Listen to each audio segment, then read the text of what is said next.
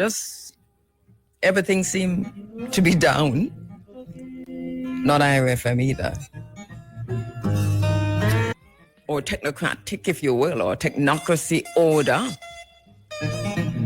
A major boost, we're going to talk about that later.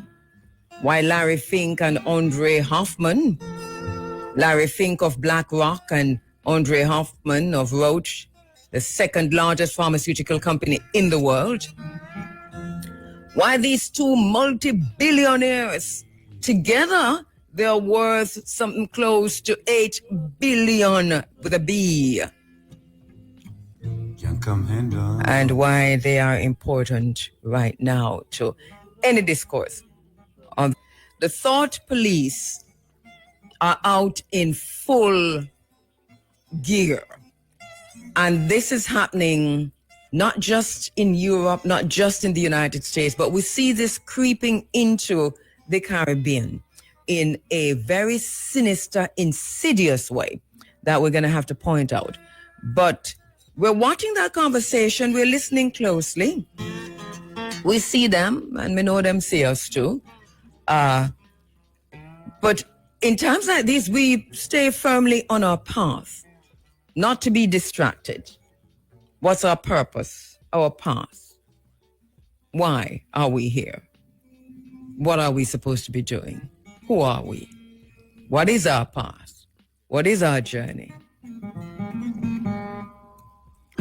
Also, the situation is heating up in the Caribbean waters. We've got what? 8 warships, an armada. The Monroe Doctrine in full regalia.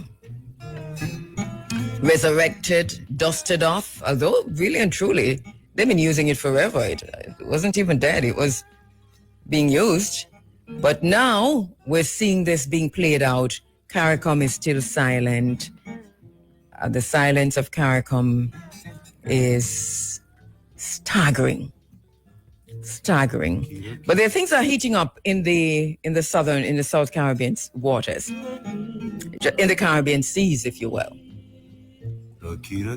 And as we watch the wars across the world, we see what's happening in Sudan, in the DRC, in Yemen, in Congo, in the Balkans. It's really, really interesting how things are just Atlas.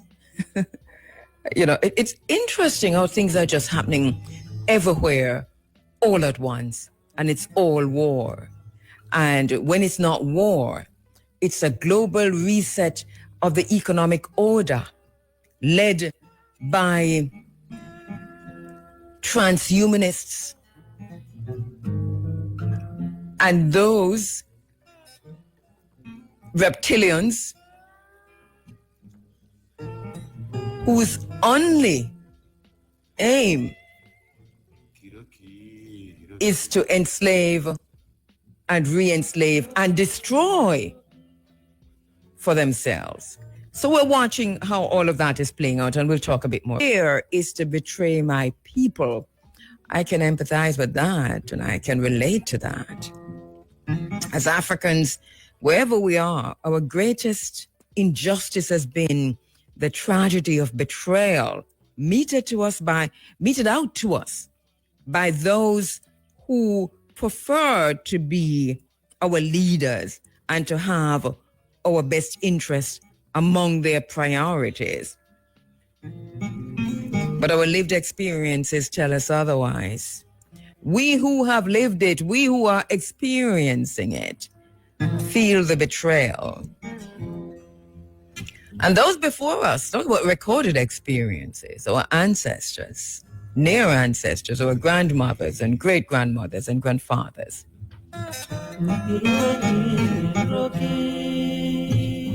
So these are distortions. Jean-Jacques Dessalines, who never betrayed us. Walter Rodney, who never betrayed us. Malcolm X never betrayed us. Winnie Madikizela Mandela never betrayed us. His Imperial Majesty the Emperor Haile Selassie I never betrayed us. He too, and never betrayed us. Full liberation, for unity, for self-determination. We are now witnessing, we are bearing witness to a rebirth of commitment to full African liberation, African unity, African dignity, African agency. We're seeing this in the alliance of Sahel state, Burkina Faso, Niger, Mali. We're seeing this, and their supporters.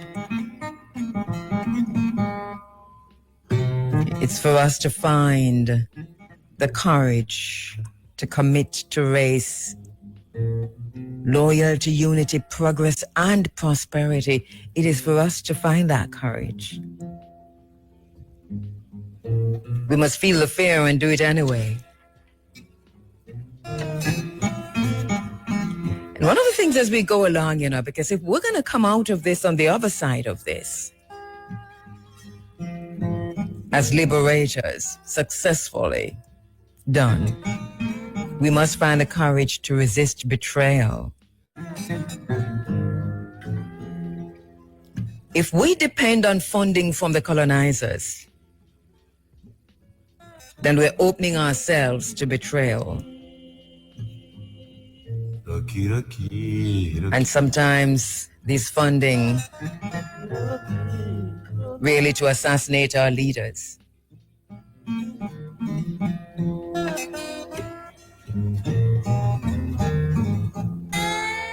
Mightier than the sword it is. I know we can have that debate. It's always a debate. Everywhere. All at once. And the question then is, do we change or do we die? Change or die?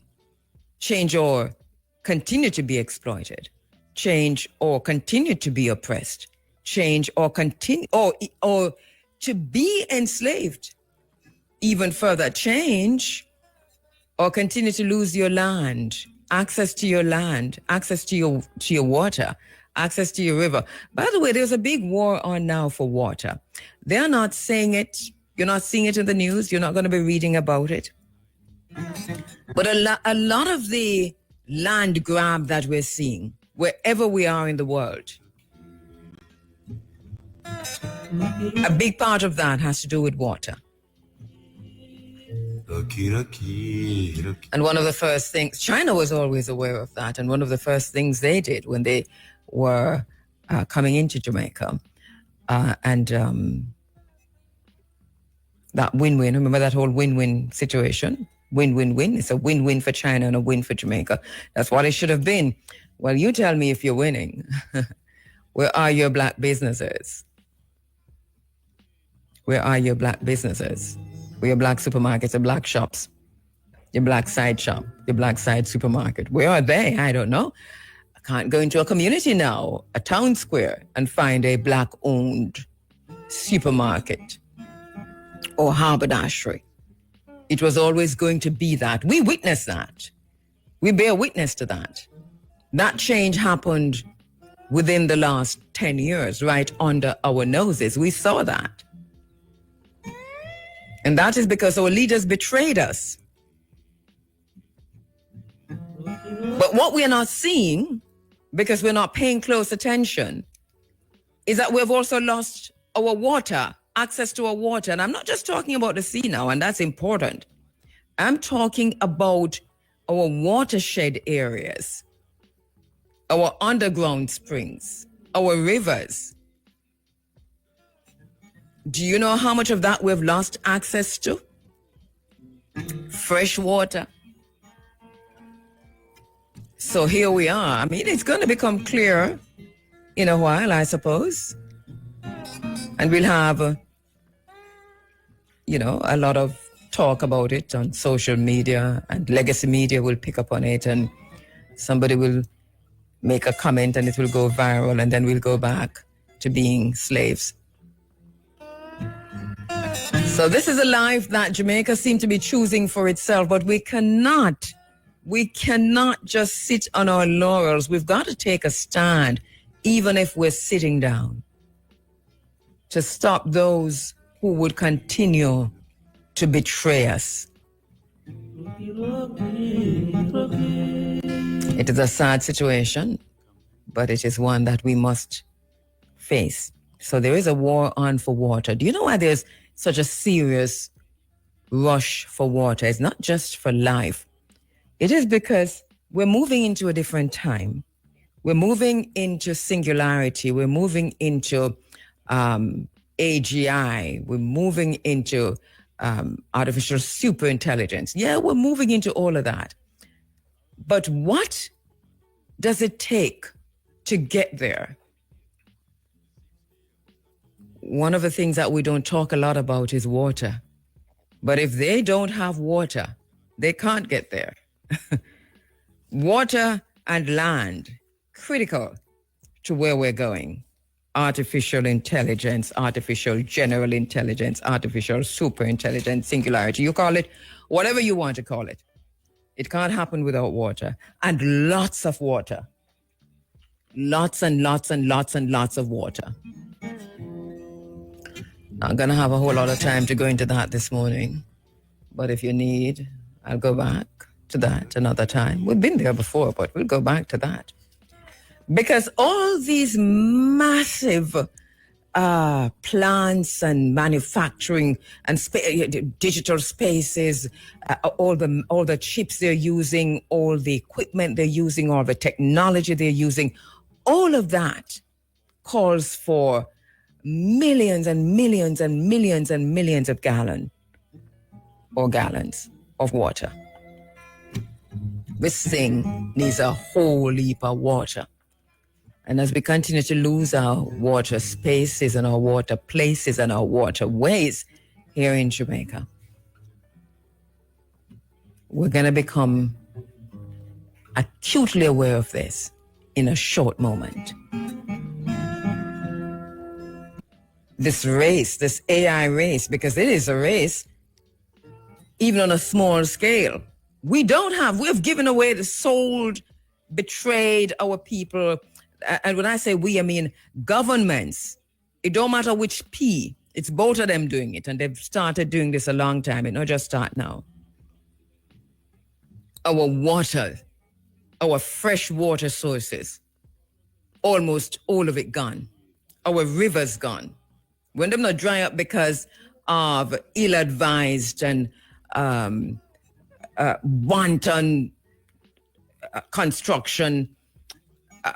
And it's nothing because there's nothing wrong with construction, you know. It is where we're building. So we don't even care that we are destroying our watershed areas, that we are losing access to our waters, not just because we have taken it away from the people, but because of how we build, we dry up the rivers, we dry up the streams, we dump up rivers. I never see anything like this in my life. They're dumping up rivers to build. You know what? Let me take a break. Enjoy the best coverage for the things you own. We are finally witnessing the commissioning into the turning on of the GERD, the Grand Ethiopia Renaissance Dam, Africa's largest hydroelectric dam. This happened last Tuesday. A project that will provide energy to millions. And this is all about water. Again, the first time I went to Ethiopia in about 1993 or thereabouts, one of the things I noticed immediately was the extent to which water was used to colonize Ethiopia, or the lack thereof. So wherever there was aid, US aid or European aid or any kind of aid, those areas would be green. just really green and fresh, and the farms would be really good, and they're doing irrigation and so on. I immediately recognized that for what it was. Settler colonialism in the worst ways. Ongoing colonialism, and yet Ethiopia was not colonized. So Ethiopia fought off the colonizers, Italy in particular. And yet, through aid, Ethiopia was oppressed. And I know I'm going to get a lot of pushback on this. But US aid and European aid and NGOs and all of those who were operating in Ethiopia to cause a false famine colonized Ethiopia.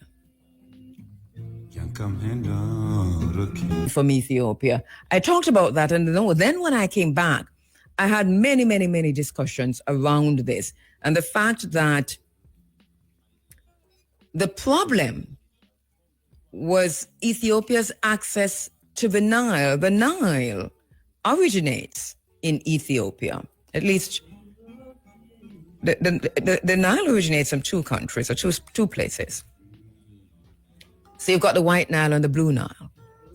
And so the Nile out of Lake Tissisat, originating from Ethiopia. Tissisat Falls, Lake Tissisat. All right, I'll come back to that. Don't get angry with me because I might be misnaming places. But to say that Ethiopia, though, because of a colonial period treaty and MOU signed off between Egypt and the colonizer enslaver Britain, including Sudan, but not Ethiopia. So that treaty that gave away the Nile, the rights to the Nile, to Egypt, Sudan, and all those upstream, Ethiopia was never at the table. Ethiopia was not involved in those conversations. Ethiopia was not a part of that. So that it was always on the top, it was a top priority for Ethiopia to access the River Nile, which originates from Ethiopia. So you could, listen, if you read my poetry book, Jungle Me, there is a poem there that speaks specifically to this, which is to say that the Nile traverses through entire Ethiopia and goes to Egypt and Sudan and so on, and carries all that silt and all the minerals and everything with it. And so Egypt is wealthy to a large extent because of the water from the River Nile and also the minerals coming down from Ethiopia, Uganda, and so on. And the fact, at the same time, that these devils who brokered that treaty left Ethiopia out of the conversation and took the Nile from them. So Ethiopia couldn't access its own water, couldn't use the Nile for what it wanted. His Imperial Majesty, the Emperor Haile Selassie in the 1950s, was one of the first ones to begin exploring the possibility of building a dam to harness Ethiopia's water and to generate hydroelectricity. So he was one of the first when the Aswan Dam was being built. And this is another thing, because I've also had many conversations in this space with Dr. Jeffries and so many others about the unfairness of it all, that Egypt was able to build the dam in Aswan. And if you've been to Aswan and to see the dam, it is a mightious, thunderous, massive thing. And at the same time, it is so sad, because you know that one of the things that Egypt did to build that dam was to destroy to a large extent, to a very large extent, the Black presence, the ancient and original Egyptian Kemetian presence, culture, artifacts, archaeology in Aswan to build that dam. It's so obvious. So you'll recall, for those of us who've been with us for a while, that I've done many programs in this space asking, what did they find when they were digging the Aswan Dam? And not only that, what's under the Aswan Dam? I've been there. I've walked, left the road, walked down to the dam, walked round the dam. I mean, you can't walk it out in one day. But I've been to the space. I've been in the space. I mean, I'm like an ant when you walk into Aswan Dam. Massive dam. And what is this for? This is for water. Hydroelectric power too, but also water mainly. And it is Egypt harnessing the Nile to ensure it has water. The Aswan Dam, and that's not the only dam, because Egypt is very good at this, right? And this is not to say anything bad about Egypt, because people have to survive. And you know that I've been to Egypt many times. I have nothing against Egypt or Kemet. I mean, Egypt as it is today, we have a whole lot against Egypt as it is today. But to say that, I love the place. But there's an unfairness that has been happening regarding water. Ethiopia politically has been denied water from the very water that Ethiopia could have stopped that. Ethiopia could have stopped the Nile going into Aswan, going into Egypt, going to Sudan, going everywhere upstream that it's going, because the Nile originates there. Ethiopia could have done that. They were prevented from doing anything by a treaty signed by the British and Egypt and Sudan. Ethiopia is the second most populous nation on the continent of Africa, with over 120 million people. Of course, the Nile, is a tributary that originates in Ethiopia, one of the countries.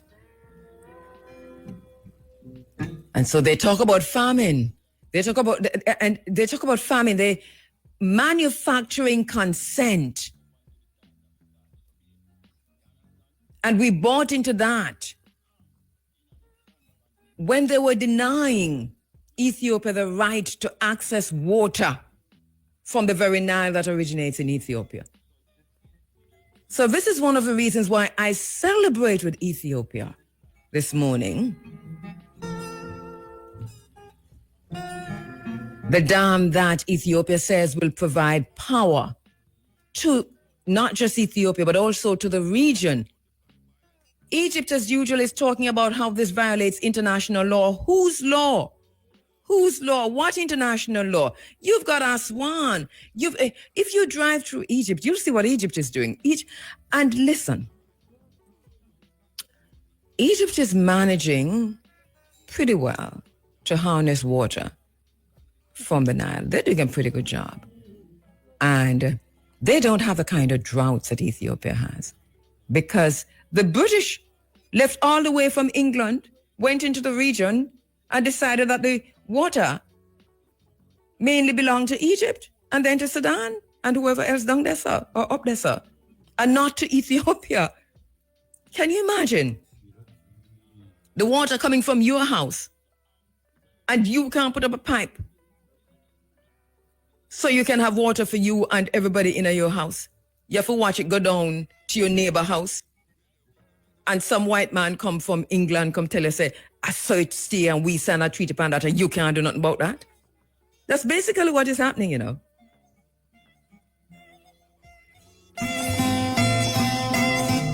And then Prime Minister Abe really came in and decided, we are going to do this. And for that, they tried to get rid of him. They started a war all the way up in Tigray.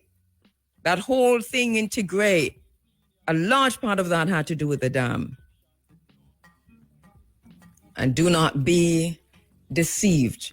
because Israel is involved in this. The UK is involved in this.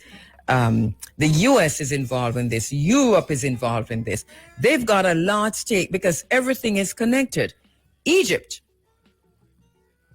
has made some really wrong moves regarding Palestine. So Egypt is there like a prostitute, watching the destruction of Palestine. And for that, Egypt is being coddled. And we're going to have to face some truths about the places, about the continent of Africa, and how people are making decisions nowadays. Israel has raised the issue that Somaliland, for example, which is next door to Ethiopia, and you recall we had a conversation about Somaliland recently, told you that so Somaliland is the only country in the world without a central government. Somaliland is not recognized as a nation, as, you know, a country. It's just there existing like a no man's land situation. But Somaliland is doing pretty well for the most part, stable, and everybody's courting Somaliland. Why? Take out your maps. Google Somaliland on the map. Look and see the access it has to the waterways, because that is important. So let us talk about Somaliland.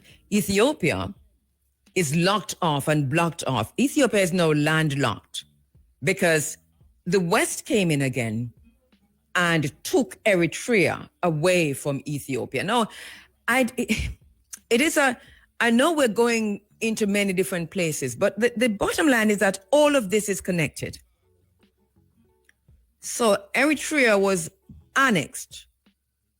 For those of us who have been around from 1990, you recall that the head of the FAO here in Jamaica in 1990 was in the studio with me talking about all of this and the extent to which Eritrea was going to be annexed and what would happen, etc., etc. And as a result of that, lost his job, right? He wrote me about that. This is very interesting. So Ethiopia is now landlocked.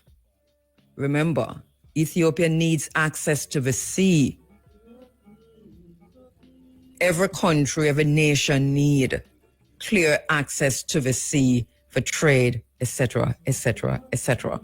So by taking with Eritrea off, and Eritrea has said that Eritrea siding with the West, has said to Ethiopia, you can no longer come through Eritrea. And so they put up a boundary, and this is all because of Tigray and all of that.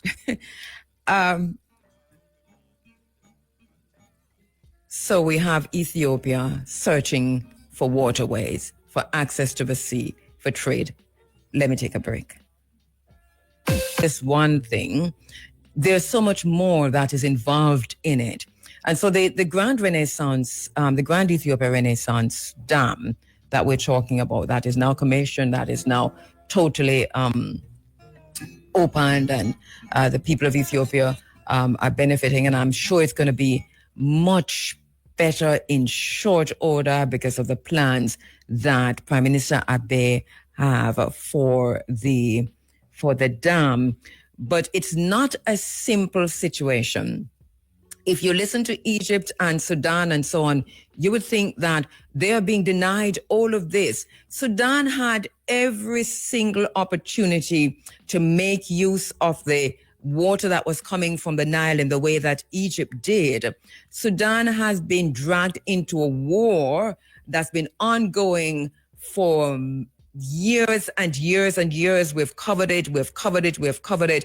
I don't know what else to do. We're linked with Sudan.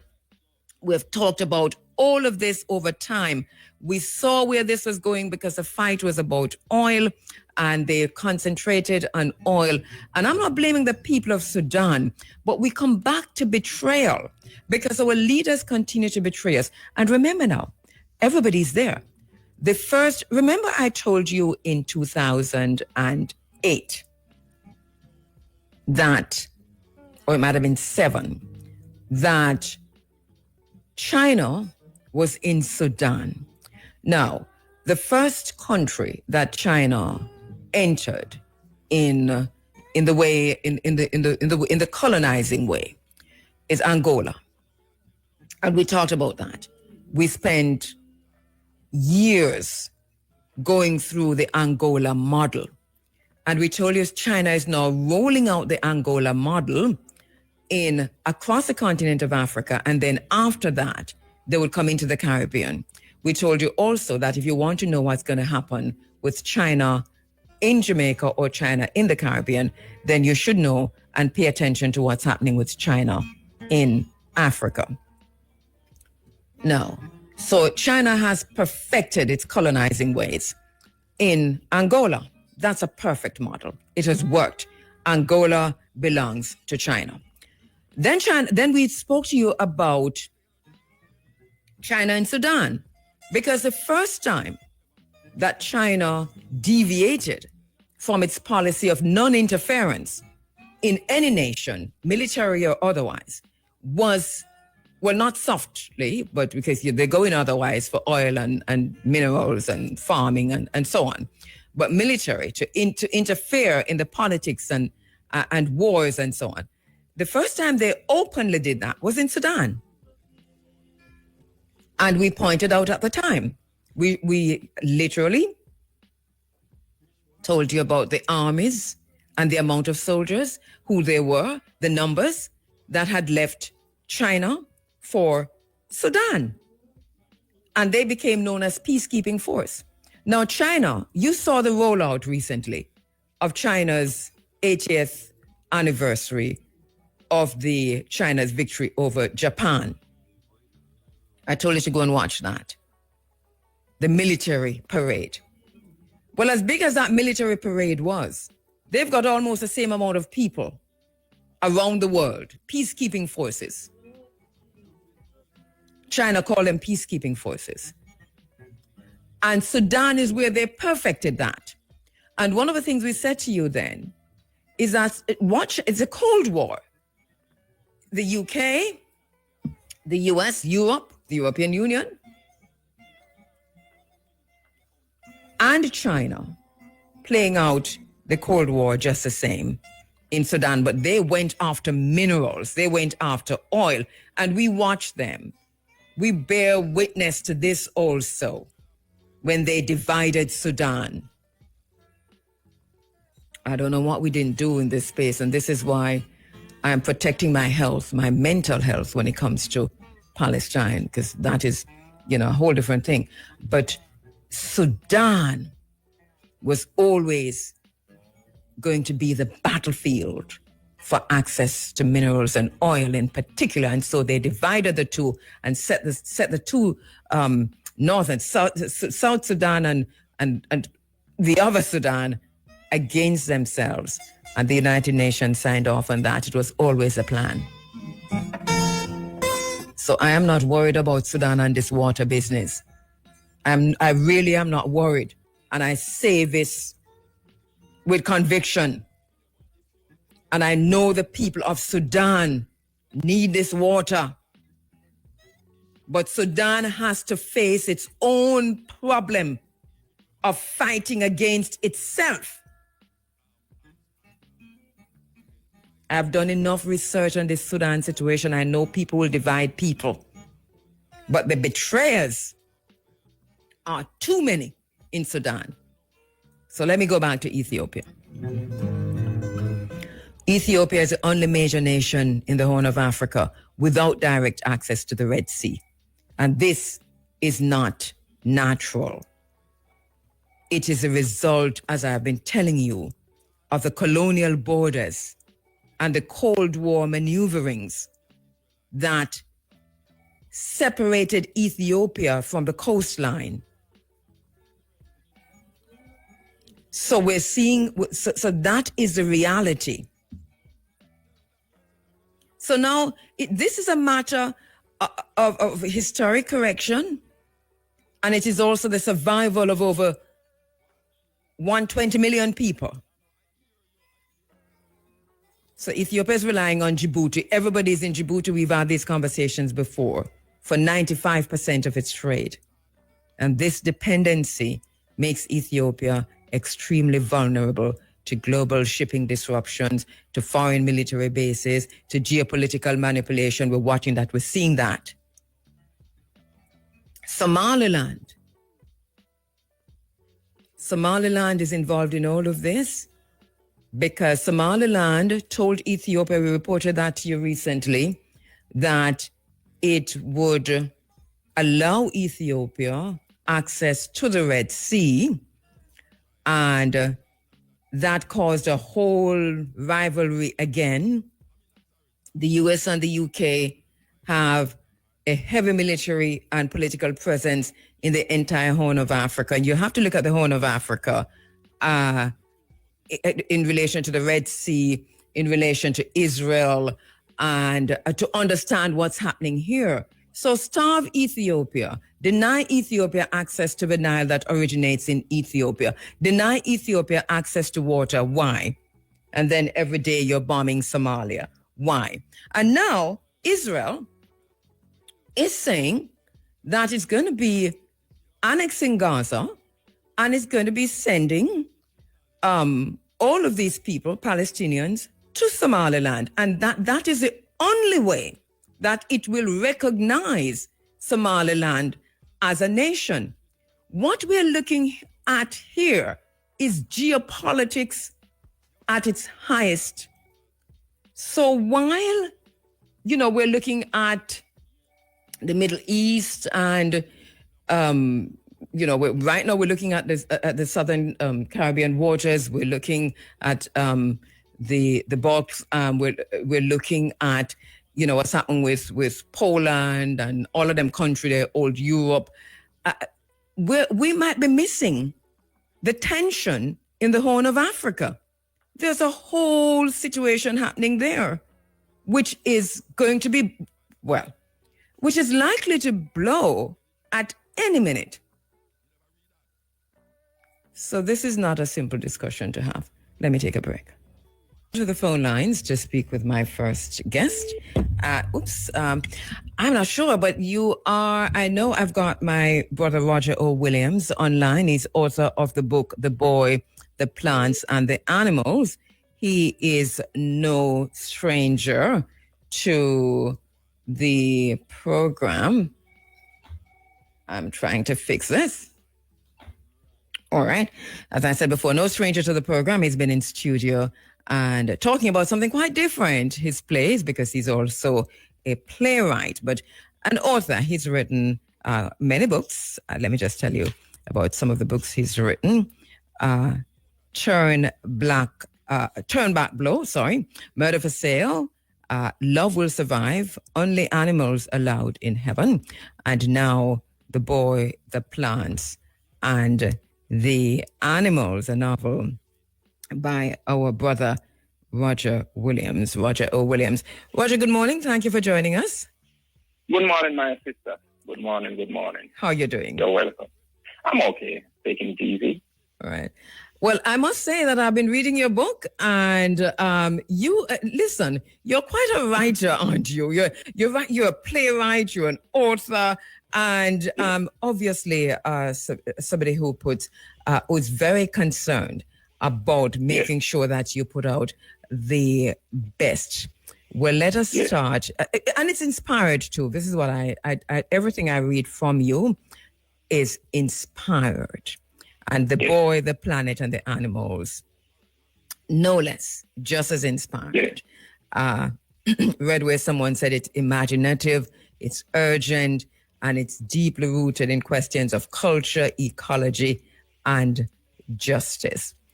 So let's talk about what inspired you, though, to tell this story of, as you note, habitat loss through animals and plants as speaking characters rather than through humans alone.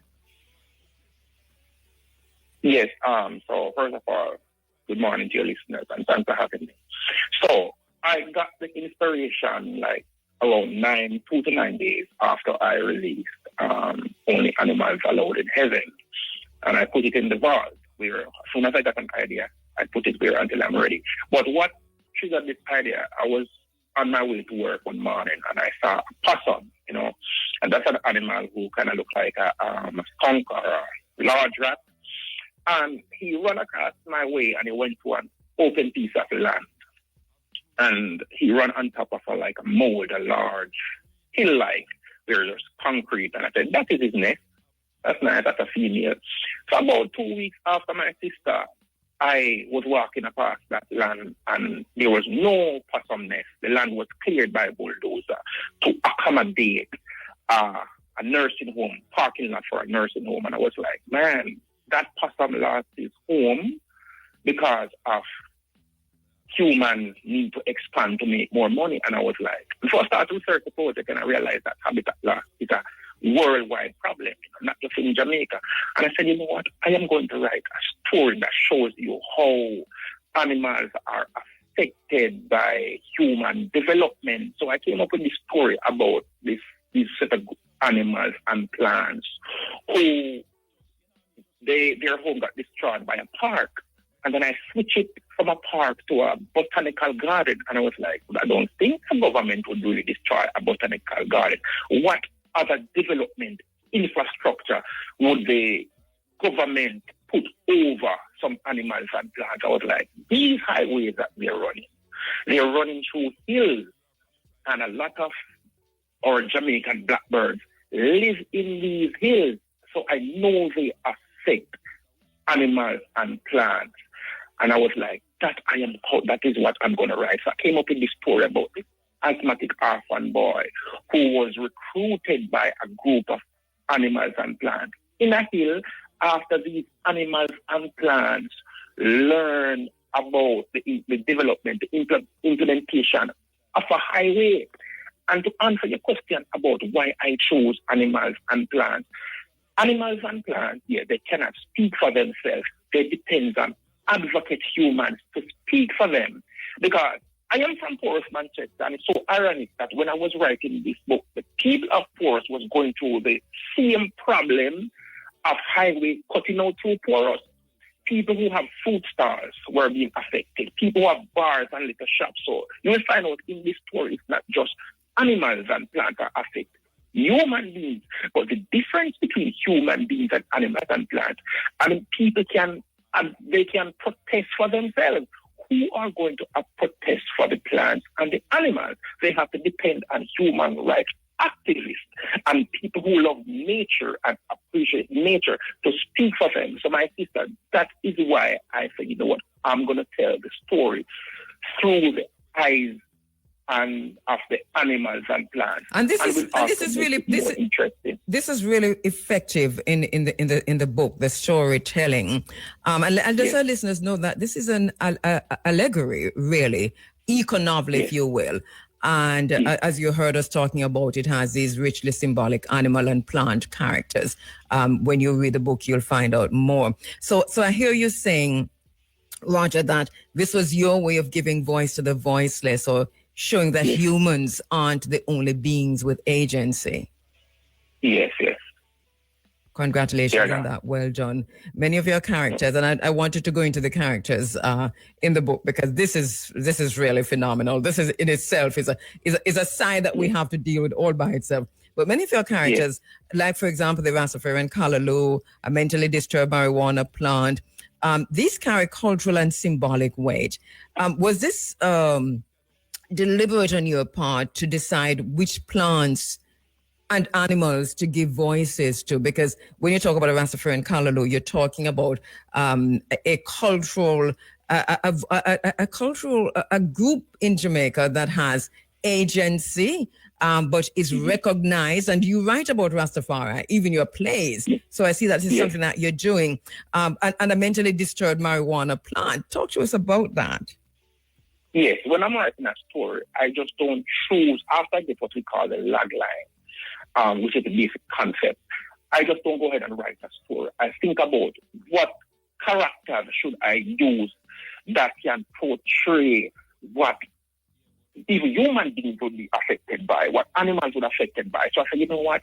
Let me think about what group, what group, or what people, what individual would be affected by society. And the reason why I use a Rasta plant, I'm from you would say a Rasta place. I'm from Forest. Now I've been used of by Scott Pass. But I realized that Rasta voice is not so much appreciated by the bigger heads.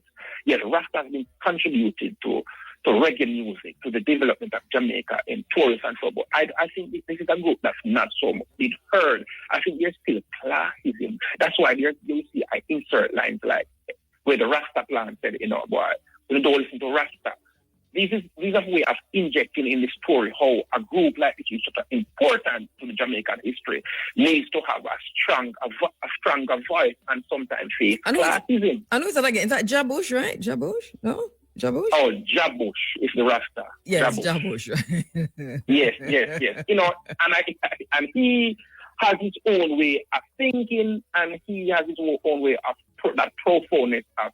But I show you how society can, even though the Rasta man may have something important, somebody may want to shut him up, and he may have a little solution towards it. Mm-hmm. Yeah, because he says in the book, it is important to know when to voice your objection. This is Jabush saying it, you know. You sometimes have to act like you agree with someone until you is out of them sight. yes. That in real life, that's what we have to do. But that is going to come from a conscious plant, you know, a Rastafarian plant. The mentally disturbed marijuana, it's all right. I didn't want the marijuana plant to be the Rasta. It would be too on the nose. It would be too obvious. So I said, you know what? This is a plant that you're growing up hearing that it's bad. I personally see it as a hypocrisy, as a youth, as a child, as his personal experience where we'll don't move from side of that Rasta man and smoking that bad bush. And to see, I live to see that society has no acting as if that bush is a savior. Rastaman has been telling us that this bush is a good plant, have medicinal value, but we grew up learning that it's a bad plant. And I see now people are capitalizing on it. So I said, you know what, let me put a marijuana plant there. But I didn't want it to be just a regular marijuana plant. I want it to be different.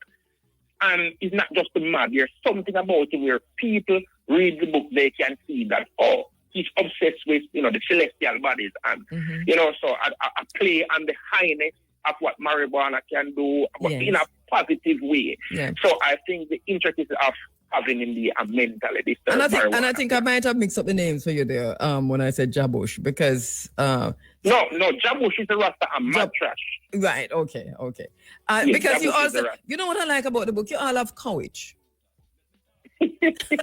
yes. All courage on the book.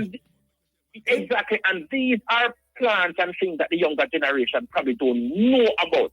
We need to integrate, because my sister, I believe that Jamaica, and this is my person, I think Jamaica is losing its culture, and we need to get back to our roots.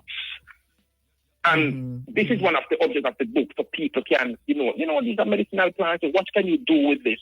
What can we get back these suckers, these plants, and plant back these, you know, go back to our naturalness, our nature. Yes. Hold the line for me, please. Let me take a quick break. And the playwright, Roger Williams, is the author of the book, The Boy, the Plants, and the Animals. And basically, as a blurb on the book says, when a group of animals and plants in Jamaica, in a Jamaican basic forest, learned that the government of Jamaica has implemented the construction of a major highway that is supposed to run through and destroy their forest home, the helpless animals and plants enlist the help of a 12-year-old asthmatic orphan boy. And even this in itself is, I think, really brilliant, the way you this young boy who is ill, who has asthma, who the plants went to for assistance. I want to talk a little bit more about the characters. Because obviously you're drawing from Jamaican folklore, you're drawing from oral storytelling, and some of it also your imagination. So tell us a little bit more about the characters, the different characters in the book. All right. So for the protagonist, which is the hero of the boy, I decided for a while I have to think, okay, what child, what gender? Should I use a male? Should I use a female? So I pulled a little bit of myself because he has a little bit of slight delinquency. So not bad, I think only animals alone in heaven. But I used a boy, and then I said, what sickness I could give him, what major hurdle that could also affect the story. So I said, you know what, why not use make him he's asthmatic, where if he has to help plants, then that there's a possibility he may be affected by the plants because pollen is also one of the triggers of asthma. A forest normally wet, cold, so that is also one of the triggers of asthma because you want something to go against your character. So it's like Jaws, that movie, Roy Schneider character was afraid of water or something like that. So you want something that's going to affect your main protagonist. So I chose asthma. And when I chose the role, I said, yes, this is what I want the boy to do. And I said, okay, what home he's going to grow in? Does he have family? I said, why not make him be an orphan? Yes. Which will make the story a little more interesting. Yes. So he's among other group of boys where you can tell the difference between these boys in a home. And I also want to show you that you have people out there who raise children who is not there. This is a part of, you have this in Jamaica, growing up seeing this. So I think it's very important to show parenthood, that maternity, even though you're not the biological mother, you still have people out there who grow children, who cares about children, who, even if they don't have any, that is a part of society that can contribute, and also show how religion can affect someone's life, even from a younger age, that church life, that believe, so that's why I chose him to be an asthmatic orphan boy. And this goes through, and this is obvious. Well, because I'm a student of literature, I saw a lot of that, and this is one of the reasons why I want to raise these issues in the discussion this morning as we review the book. Because one of the striking things about this book is that each character seems to represent not just a species, but a personality type or even a political stance. Yeah. So how do you see these symbolic roles working together in the story? Because this is a book that is, it's written in this language. It's about plants and a young boy and animals and so on. So on the surface of it, yes, a nice little children's book, but it has a really, really deep political meaning and significance. Yes, if you Google this book, the AI overview is just so amazing. AI is going to immediately tell you that this book has distinct characters. This is what AI overview is going to tell you. This is a book that has these unique, distinct characters. My sister, the reason why I chose is different characters, even though they are plants and they're animals. They are like a reflection of people in the society, that various people needs to come together to work towards a common goal, even if you don't agree with what your neighbor is saying. If you are facing a problem and it affects everybody in the community, whether you are a Rasta, a Christian, a Muslim, a farm, whatever your religious belief or your personal belief, you have to work together to achieve that objective. So that is why I use different characters with, different unique personalities. Some may say it's a little controversial characters, but we have these people. We have people like that in life, and they have to work together. And sometimes they can't live together. I growing up see neighbors who are Rastas and Christian, they go at it, but they all have a common ground. If then, and that's why I think the Kalaloo. And that's why I think the Kalaloo is so important, because yes. I might be digging deep into the Kalaloo, but to me, and you can correct me if I'm wrong, because I don't know. Sometimes you get a question in literature test that asks what was the author thinking, but is Kalaloo a bridge between food, culture, and resistance? Because Kalaloo is so integral to Jamaican culture and life. Yes, yeah, exactly, yes. And that is why, they would have a problem working with a boy. I want to know if he's a vegetarian or if he eats. So there's a conflict between the birds and the plants. And Rasta Jabush have a different opinion on working with this boy. And he has a concern, a genuinely concern, why he doesn't want, why they should work with this orphan boy, not knowing if he eats vegetable. So human beings can have a concern about a project, a concern about a leader, but test it out. Just don't be blind. You can do your research, but give it a try. So that is why that is the thing with the characters that I use to show that human beings can learn from these animals and plants as well. And to stay with the characters just a little, there's also the warmonger tomboy working bee. And this one really jumps off the page. What conversations were you hoping to spark with the warmonger tomboy working bee? I mean, we have these kind of people in society where they have a kind of, they are females, but they behave like males. And I grew up around them. I see them, but they are part of society too. And I want to show society the kind of interaction they can have with people within the society. Can they work together to have a common goal? Are there? You can have an individual who's peaceful, who's hot-headed, but at the same time, can they all work together with this common goal? And how do they like by their peers? Whether by the fellow males or fellow female, how do they blend in? What can they offer in society? Because we live in a society now that is kind of changing and kind of be open. So, hey, why not put a character there that is, I wouldn't want to use the word questionable, but at the same time can blend in with the unity, despite their differences. Well, it's like real world politics, or even corporate powers. And this is what jumped off the page at me also. This must have been quite a balancing act for you to balance these fiery personalities, but at the same time to give us, the gentle blackbird. It wasn't the blackbird who asked about the tainos. No, it wasn't the blackbird. But somebody asked about the tainos in the book. If the tainos were, was it Old Charles? Was Old Charles?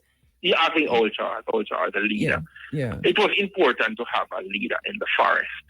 We have the saying, he's the oldest tree in the forest, So I want it to be literal. What is the experience of the oldest tree in the forest?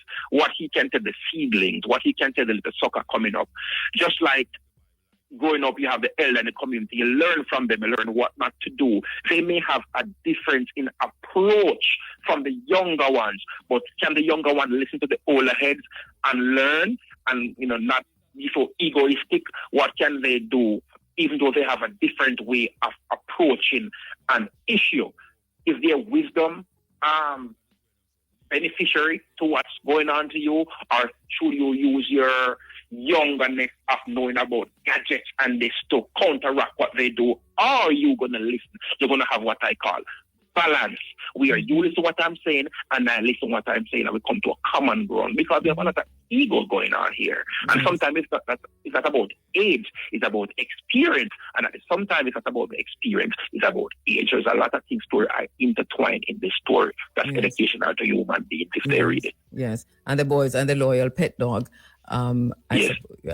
These are some characters that are really well developed, and this is what helps to give the book the easy read, and you get lost in it as you're reading. I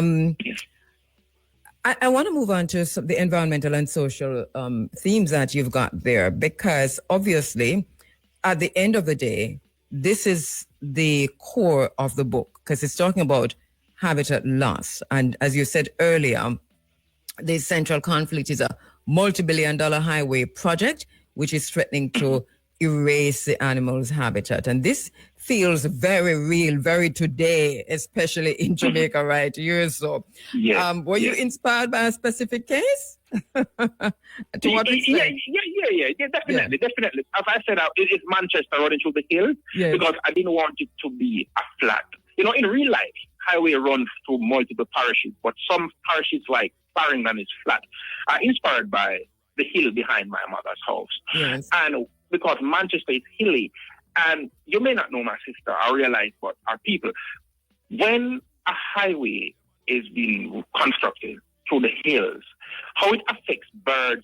Birds may not used to the elevation of buses and trailers running through that section of the hill, and that can affect birds by the fly and hit in the sides of these tall buses. My brother, I know this very well. As a matter of fact, when the highway was being built, the North-South Highway, it affected not just people close to the highway, but so many others. And now let me go to the birds. I remember my mother coming to visit, and we sit on the veranda, and she said, "What happened to the bird them? Where are the birds? What happened to the birds?" Because then you begin to miss something. And we're living in a virtual woodland. And the question, my mother is coming out of a deeper woodland. So she immediately missed the birds singing and so on. They're gradually coming back, but we lost them for a full 2 years. And, so I know that, and this is why the book is really, really so important. Hold a line for me. Let me take a break and come back. Okay. School just got simpler. Access. Please get a copy of the book. And you were telling us, Roger, about the impact of highways on birds in particular, and how they sometimes fly right into vehicles and other obstacles to their death because of a change in the ecology. Yes. And it's an important thing, because what I want the leaders to is just to be more mindful, pay more attention, do a more thoroughly process the impact assessment, ecological impact assessment, environment impact assessment when they are doing this. And also, my sister, I would like them to do more, to plant more, If you're going to cut down 500 trees, 1,000 trees to build a highway, plant back something, because trees are very important to us. Oxygen, it prevents soil erosion and all these things. So it's important for the leaders, for the Jamaica Forestry Department, to take it more serious and plant more. Yes, I, would ask just our listeners and tell anyone you can to get a copy of this book and read it. It is a delightful read. That's the first thing, but also there's just so much there. You're going to tell us about where it is available in a little while, but so you gave the responsibility of saving the habitats to who in the book? It's the plant and animals themselves. Yes. Right, and not yes. Go ahead. Remember that it also shows that how it affects human beings too. Yes. And as I said, it's like a perfect timing, because I'm from Porus, and Porus has been cut out by a highway. And at the time when I was writing the book, people were protesting in Porus too, that people, they sell fruits on the side of the roads. All those fruit vendors are less without people to sell their fruits. You have bars that close down. So it shows you that it's not only animals and plants that are being affected. Human beings are affected too. So, what collaboration can people in the village and these communities that have been disturbed by affected by these highways? What can they do? How can they work together to reach a common goal with the authorities, the government, the developers? What they can do in meetings, how they can discuss, to save not only themselves but the animals around them and plants around them, because nature is very important. Mm-hmm. You may not know, but a bird, the singing of a bird can just help your mental health by just hearing the crickets at night. Even when you go to your bed at night and you hear the crickets and the toads, it gives you that country vibes. But can you imagine you build something that disturbs their ecosystem, that can even though it is development and it may important for the economy, but how can you find that balance where you provide a development for the economy, but at the same time you preserve nature? Well taken.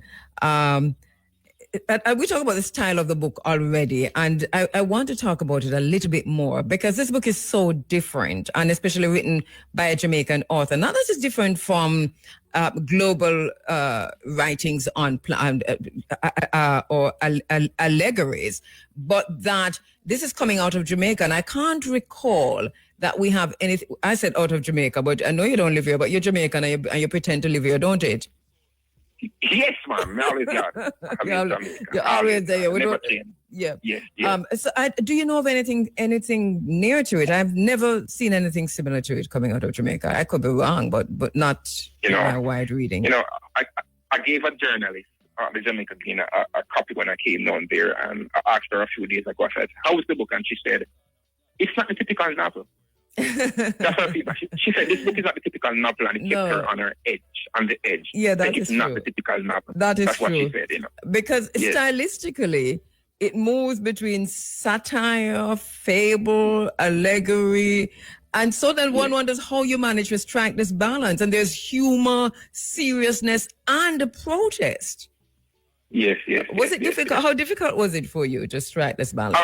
I don't know. I just have that gift of writing on sensitive topic and make it educational and entertaining. And the perfect example is my first book, Animal Cruelty, Turn Back Blow. It's right now you have people say, Roger, I want to read Turn Back Blow, but I'm kind of worried. Animal lovers, is it graphic? And I said, no. I can't believe that somebody write a book about animal cruelty and don't show it graphic. So that comes down all my topics that are murder for sale, contract killing, only animals allowed in heaven, which is a tough topic to deal with, and this now.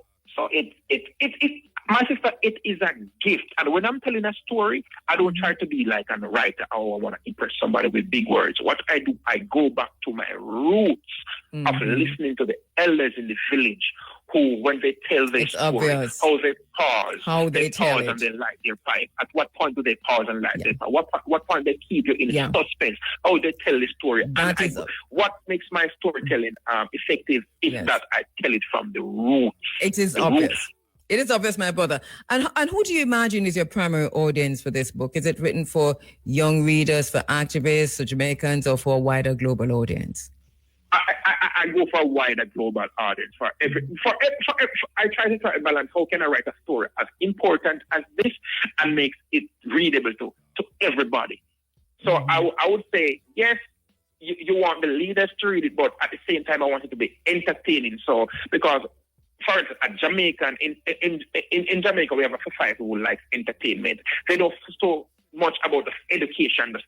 So whatever you're doing, that's when I was writing Let's Show Them Love about HIV/AIDS. I tried to make it as entertaining as possible, no matter how dark it is. So this book is definitely for everybody. And we'll remind our listeners that we carried that from your from YouTube, your play Let's Show Them Love on this program. Yes. So when the readers finish reading this book, what do you hope that they feel most? Despair about habitat loss, or do you hope that there is collective resistance and that this collective resistance can succeed? Yes, I hope when they read finish the boy, the plants, and the animals, they're more aware because habitat loss is not so much a topic that people talks about. You know, so it's not something that the younger heads would really. Even if they see it on TV and hear activists talking about it, they won't even just lean towards it. But now in this book, that's why I make it so entertaining. So I want them to be aware of the topic, be aware of the problems, and see how that, you know, it not only can affect animal and birds, it can affect my granny too. So this is a topic that they need to more zero in on and be aware of. And even when they are sweeping their backyards, if they see a bird nest, they realize, oh my Lord, I cannot destroy this bird nest. Normally I would chop it down with a cutlass, but you know what? I'm going to leave this bird nest. And so the bird can hatch and the bird can fly away. And you start from as simple as protecting a little bird nest to a wider consciousness of, okay, I think that highway that they're cutting out at the back of the land, you know, I wonder if it's affecting 1,000 birds. So it's just, right now, I'm not pushing it down anybody's throat. I just want them to be more aware and be more mindful that this is an issue and what destroying trees can do, because a lot of people live in lowlands where they have landslide. So they have to be aware. Oh, I realize that is the tree roots holding up the soil. Right, you have a thing called soil erosion. You have deforestation. If they go and cut down all the logs, then it can affect my granny's house. I can wash away. So see how it affects them as well. So it's just a broad topic that I had to compact to one little book, but I think I did well, and I think you did well. But I just, although you say you don't want to push anything down anyone's throat, when I was finished reading this book, I said, you know, literature can push people toward activism. We've seen that time and time and time again, and this is one of the books that I think can do that, even though this was not your intention. It was more for awareness, but awareness can lead to activism, and we do hope that people get a copy of the book and do that. But finally, if your animals and your plants could speak directly to our listeners today, what urgent message would they want us to hear? Yes.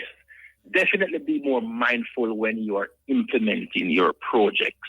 Be aware that we grow everywhere and not all of us are bad.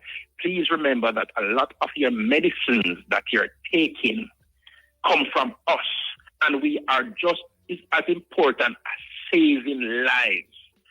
So be mindful how you hurt us. Be mindful that we are part of your nation.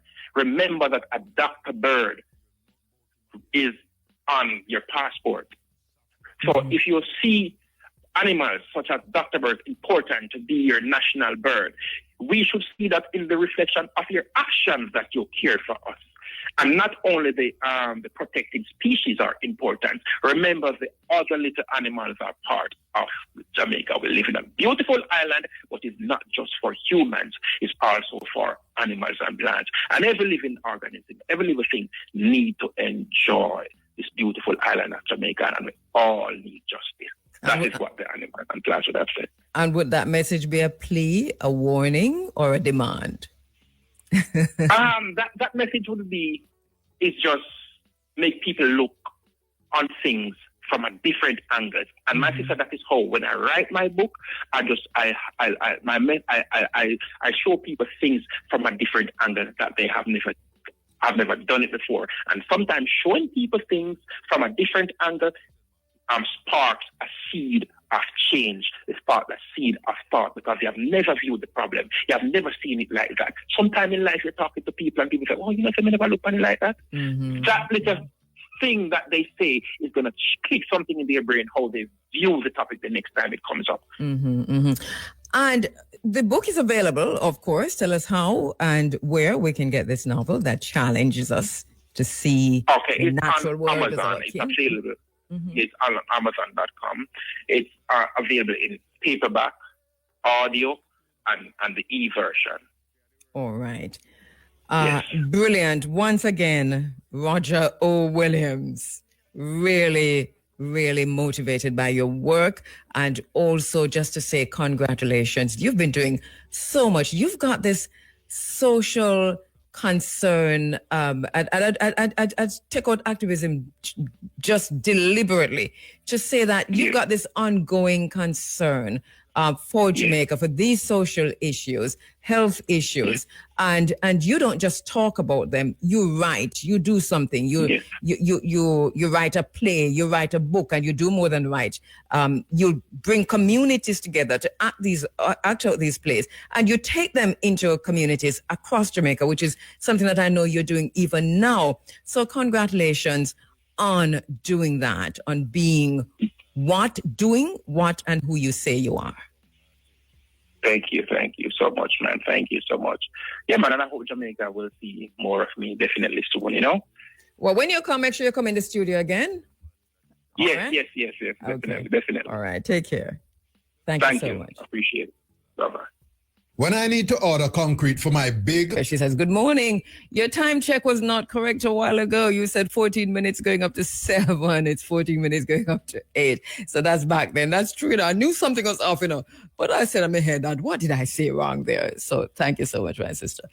And somebody says, morning, Irie FM. Please let Water Commission in Mandible know that there is no water in Three Chains District. This make 4 weeks now. So National Water Commission, Three Chains District in Mandeville, no water. And let me go.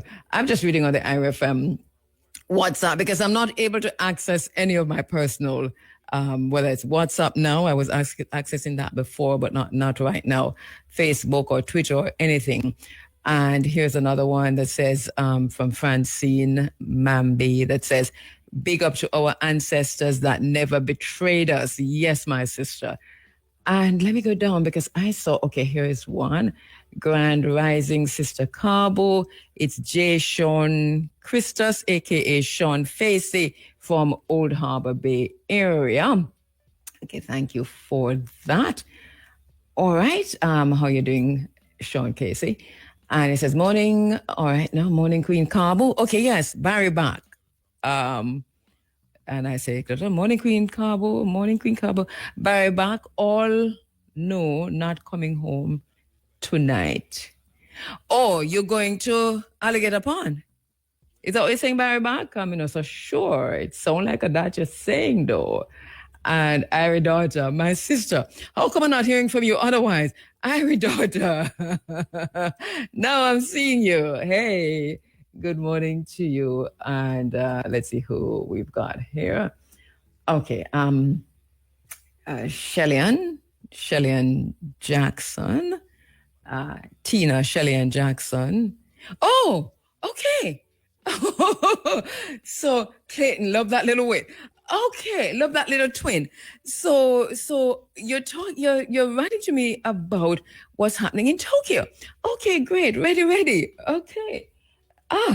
I missed something there. Let me take a break and go check something. Full Oasis has taken the cash madness to 2025. Medley relay team at last March's Grace Kennedy Boys and Girls Athletics Championships died at the Percy Junior Hospital. During a training session, Tanisha, along with some members of the team, stopped and sat down. This is normal, but after that, they were told to get up and continue training. Tanisha failed to get up. She was assisted by a female member of staff, but was still not responding to get on her feet. She was rushed to the school doctor in Frankfield, where she was transferred to the hospital. That is where the sad news came later, that she had died. This is according to the head coach, Michael Dyke. Deepest condolences to Edwin Allen. Hi to the family of Tanisha, friends, colleagues, classmates. So sad, so sad. And we're hearing of another young student who was found locked in a bathroom. The reporting, I won't talk about because I'm not sure, but I see what the reporting is saying around that. But that he was also found dead. This is really sad. My condolences to the families.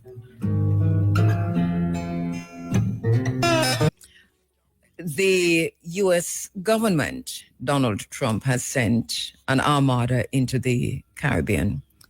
The nuclear-powered submarines are still there. The warships are still in the Caribbean waters.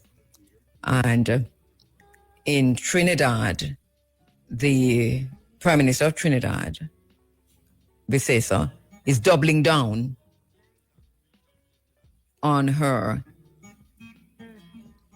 support of the killing of 11 people, extrajudiciary killing of 11 people in a boat by the U.S. And we're learning now that the boat was actually turning back when it was eviscerated. This is illegal. This is criminal. We see where Marco Rubio has gone on to Gaza and to Israel, and the statement he's made on his way to Israel relating to Israel's unprovoked bombing of Qatar. Phenomenal. The Labour government is collapsing around him. What with the firing of Rachel Reeves, then Lord Mandelson. And these things, just two things are not connected, because Mandelson, apparently from what we're hearing, this is a connection to Jeffrey Epstein. This is a whole other kettle of tea. The Rachel Reeves situation is different, so we shouldn't even connect them. But Keir Starmer's government seems to be collapsing around him. The center cannot hold.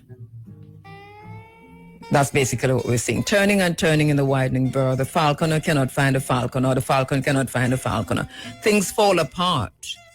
The center cannot hold. Where anarchy is loose upon the world. Hostile occupation of another fishing vessel, because Venezuela is reporting that the United States boarded another shipping vessel. Hostile occupation of a fishing vessel. U.S. military action against Venezuela boat sparks condemnation and troop deployments. Venezuela says these humble and harmless fishermen were intercepted by the U.S. destroyer USS Jason Dunham, DDG-109, on Friday. And Venezuela is hopping mad about this. They have deployed troops. But this is what's happening in the Caribbean waters. And I said, for CARICOM, it is their League of Nations moment. Today for me, tomorrow for you. If the world had listened to this little man, maybe World War II would not have happened. It's good for CARICOM to go back and study that whole situation with the Emperor Haile Selassie in Ethiopia. Because CARICOM is turning a blind eye and CARICOM is silent, and I don't even know why. CARICOM is based in Jamaica. We're talking about this every day inside here. We're writing about it in the social media spaces, which we know they monitor. Maybe, anyway. I'm blocked out of all of them now. But, so there's that. And I know the Gleaner has done at least two pretty, very, very good editorials on this, in addition to other news stories coming out about this. So it's not like they don't know. They know. But let us see where it falls.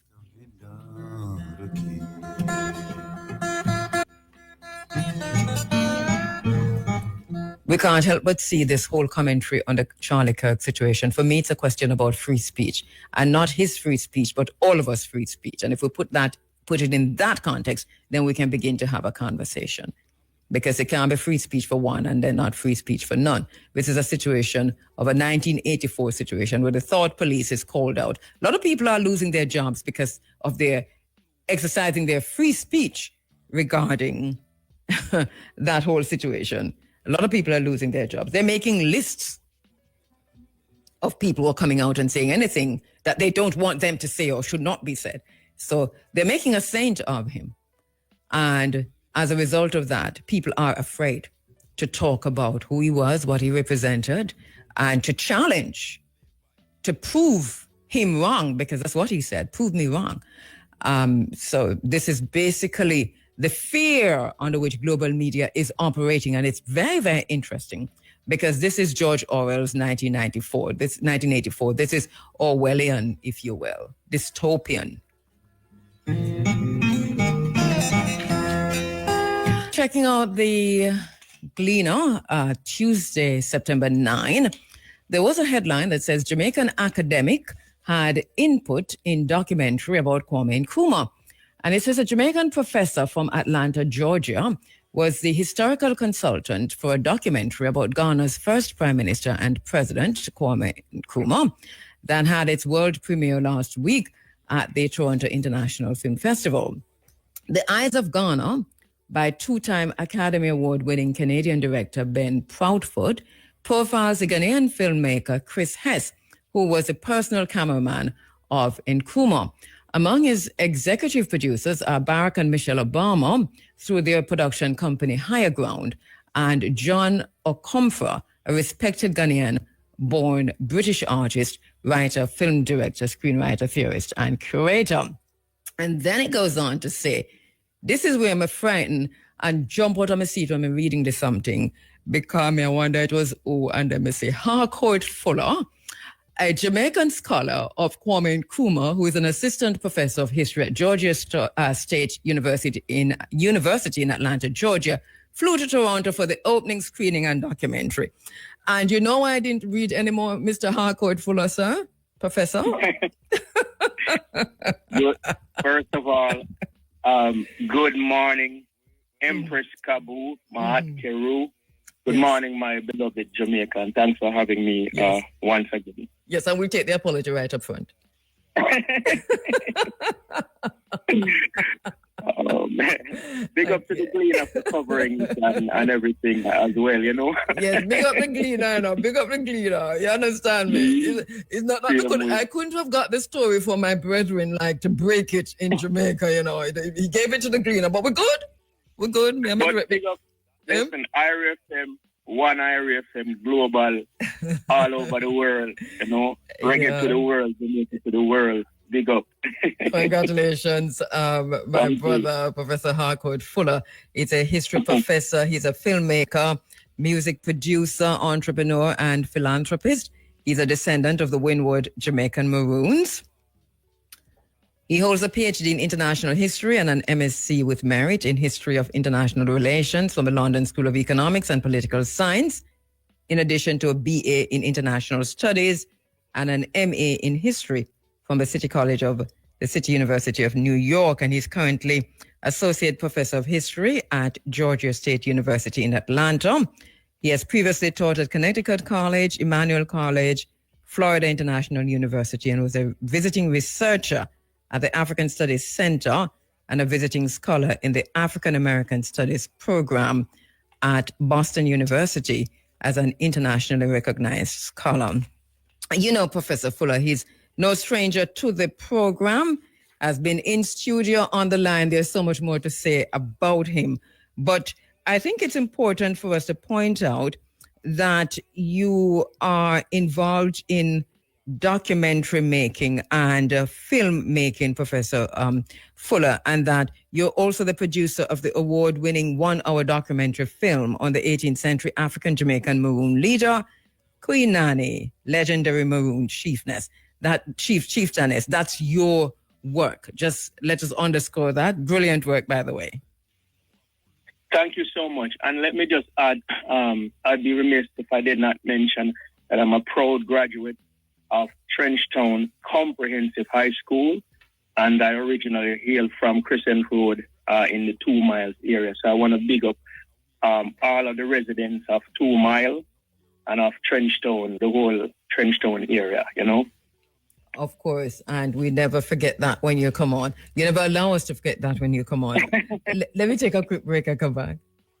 We would review the film, check it for historical accuracy and interpretation, and then offer anything else I wanted to suggest. I should point out that there were other historical consultants on the project, and I am one of them. So it was really great to see Nkrumah finally getting some spotlight on him for his work and all of that. Even though the documentary really focuses, I think, in a brilliant way on Kwame Nkrumah's personal videographer, who is still alive. He's 93 years old, Chris Hesse. And I want to talk about that, to come forward and talk about that, but to go to your own scholarly focus, especially your monograph, Building the Ghanaian Nation State, Kwame Nkrumah, Symbolic Nationalism. Talk to us about that. It investigates how Nkrumah used symbols like stamps, money, monuments, etc., and even military iconography to foster Ghanaian national identity. Talk to us a little bit about that work. I'm reading your journal article, but of course I haven't read the book itself. Absolutely. And life has a way of life is an interesting thing. Kwame Nkrumah received his PhD from the London School of Economics. I didn't know that when I went there, but the reason why the LSE is important is that when I went there to study this connection between history and money, right? Because I had been a collector of currencies since I was a child living in Jamaica, and I had built up a large collection of banknotes from all over the world.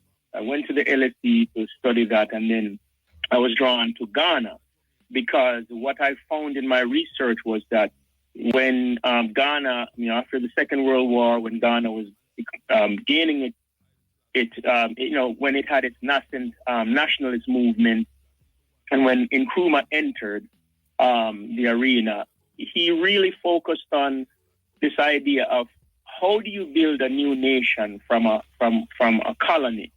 And one of the ways in which he did that was to use symbols. Africans in general, the Akan people and others, they use symbols a lot to communicate. For example, you have the Adinkra symbols, which the Akan people use, for example.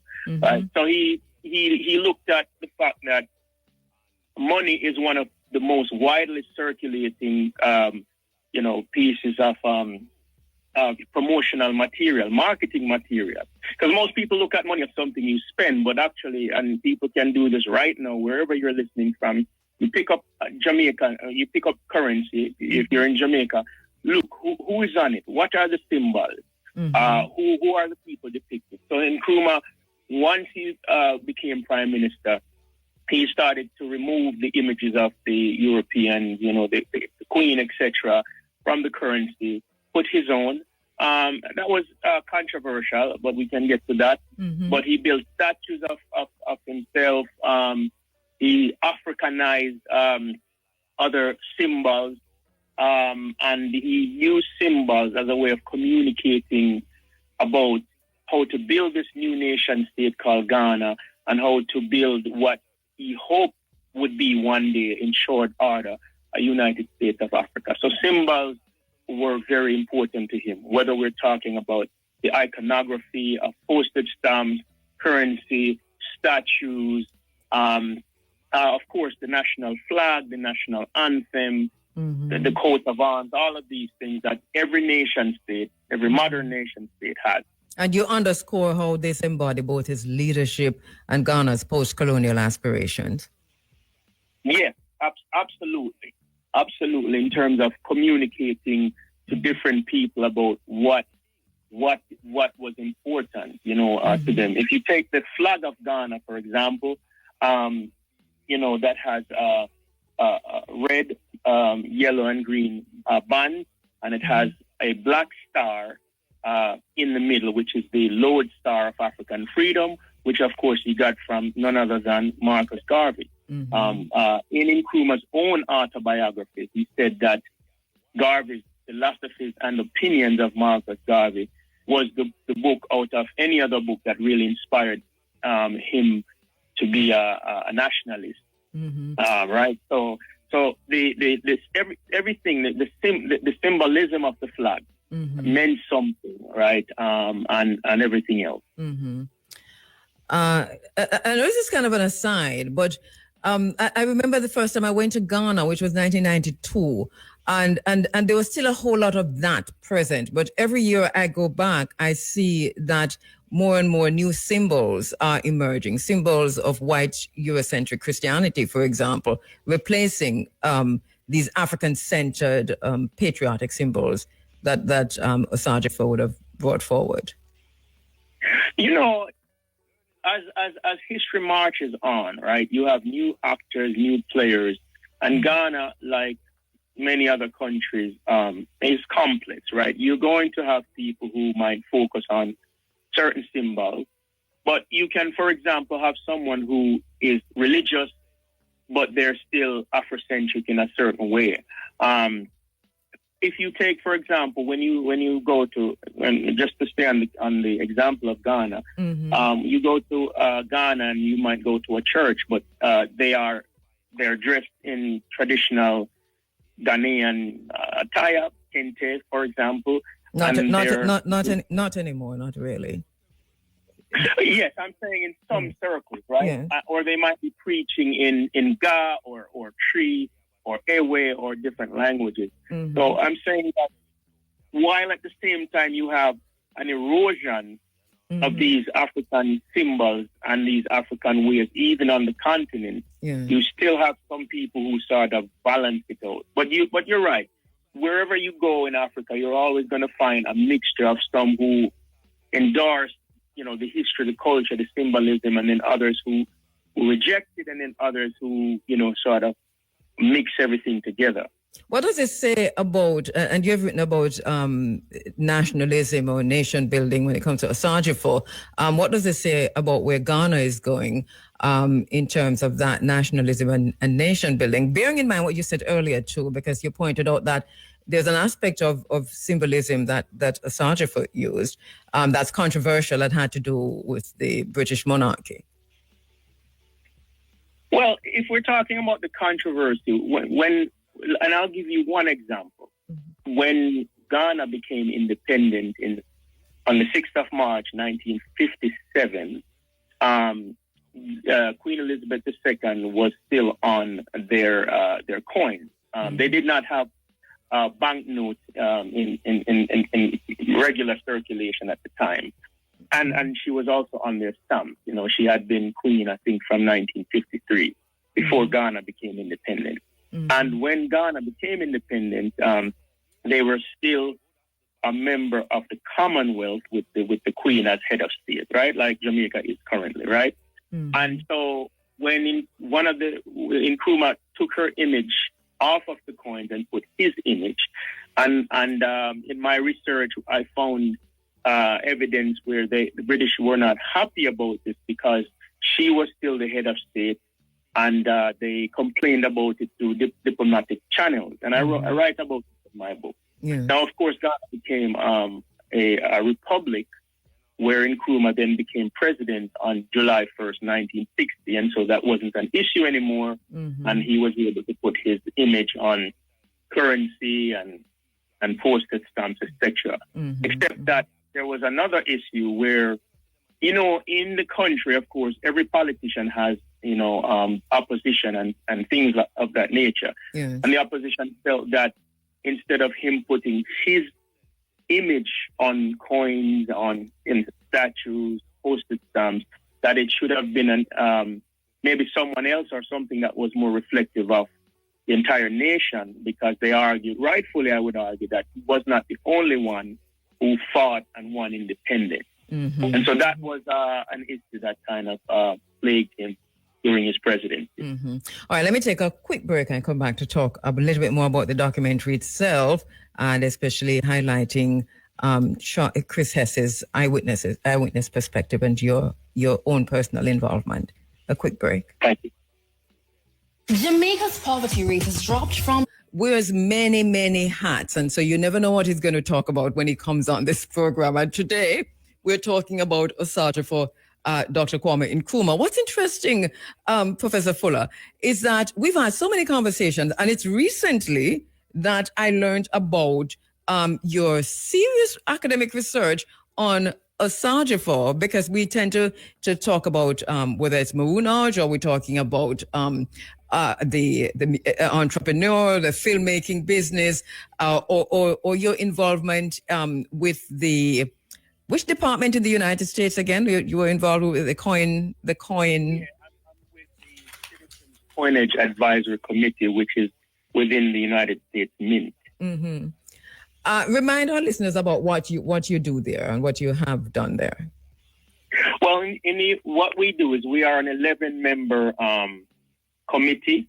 I was elected, I was put on the committee by the former Speaker of the House, Nancy Pelosi, for my expertise in currency. Mm-hmm. And the Citizens Coinage Advisory Committee, what we do is we review designs for U.S. coins and also congressional medals of honor and things of that nature. So just to give a very quick example, U.S. quarters, the 25 cents, they have been, they have been redesigned. So we have issues, for example, with Maya Angelou, with Celia Cruz, the Salsa Queen, and other figures in American history and American culture. Of course, Celia Cruz is Cuban, but she became a U.S. citizen. So we get designs, we look at them, and we discuss them publicly, and then we make our recommendation to the director of the U.S. Mint, who then decides if she's going to go with our design, and then that will eventually get onto coins, or if it's a Congressional Medal of Honor. One very quick example: I worked on the 6888 or the 6888 Congressional Gold Medal, which was given to women, African American women who served during the Second World War, sorting out the backlog of mail in Europe. And they were the first all-black female unit that went over to Europe. So I'm just pointing out. So we had a movie. Yeah, we had a movie about them recently, didn't we? Yeah, the Tyler Perry movie. The Tyler Perry movie on Netflix. Yeah, so I worked on the Congressional Gold Medal that was issued to the surviving members and their descendants. All right. Yeah. So back to the documentary, The Eyes of Ghana, and directed by and including the Barack and Michelle Obama. I mean, how big is that? Well, in film, and as you said, I wear several hats, and what I'm doing mostly nowadays, of course, including being a history professor at Georgia State, is I'm working on films, whether it's documentaries, whether it is feature films. I'm working on a movie on Nani of the Maroons, and I'm also now working on a limited series. It's going to probably be a 5-part limited series on Kwame Nkrumah. And so it was really great working on a documentary in which the Obamas were the executive producers. And I think that should tell you something about the production. What I do like about this production also is that it includes Ghanaians based in Ghana. It also includes Americans and Canadians. And so it's a very diverse, cast and crew. It takes a lot to make any type of film, whether it's a documentary, and these, especially on this level, it takes a lot of money and a lot of people and a lot of support. So I was very happy to be a part of something that is so diverse, where you're getting to work with people based in Ghana, the U.S., Canada, and of course to have a former president and of course Michelle Obama as executive producers was very important. And when the documentary was premiered at the Toronto International Film Festival, which is among the top 5 film festivals in the world, the Obamas appeared on a video before the documentary played, and you can only imagine the reaction in the theater. So it is no doubt the honor of my filmic life to be a part of that. Mm-hmm. And tell us about how your expertise in, as we have spoken about, anti-colonial nationalism and Africana transnationalism helped to guide these films. And I'm not seeing it yet, just trailers and clips here and there. And I know you've sent me something on YouTube, but I'm locked out of everything. But to guide the film's nuanced portrayal of Chris Hess himself, Kwame Nkrumah's personal cameraman, and as you mentioned, a key witness to Ghana's liberation and decolonization struggles. You know, so because I'm both a scholar of Nkrumah and a filmmaker, and just by the way, I've also reviewed other very diverse films. I did Pirates Behind the Legends, which is a National Geographic production that came out of Britain, and you can watch it on Hulu. And I also did 1,000 Years of Slavery, which is on Amazon Prime. And that is executive produced by Angela Bassett and her husband and stuff. But, you know, when I review a film as a scholar, I'm looking for historical accuracy and interpretation as well, because history is not just about facts. It's about how you interpret those facts and what are the consequences of historical action and actors, etc. And also as a filmmaker, I have ideas as I look at a film, you know, to see, okay, is this scene, is it a powerful scene? What else could it could help to make it work, etc. So I gave them my notes. I think I gave them around 10 pages of notes. And you know, wherever I felt that they needed to perhaps reconsider something or add something, then I would make that. So, and then you also get to see the film before anyone else sees it. So to contribute to shaping the film, obviously it's a team effort, but to have an input was really quite. Is there anything you can share with us that you added? And let's not talk about what you took out, but say what you added, which would be. Yeah. Okay. So one thing I would share, you know, a lot of people don't know that Kwame Nkrumah lived in the United States and went to school here for 10 years, from 1935 to 1945.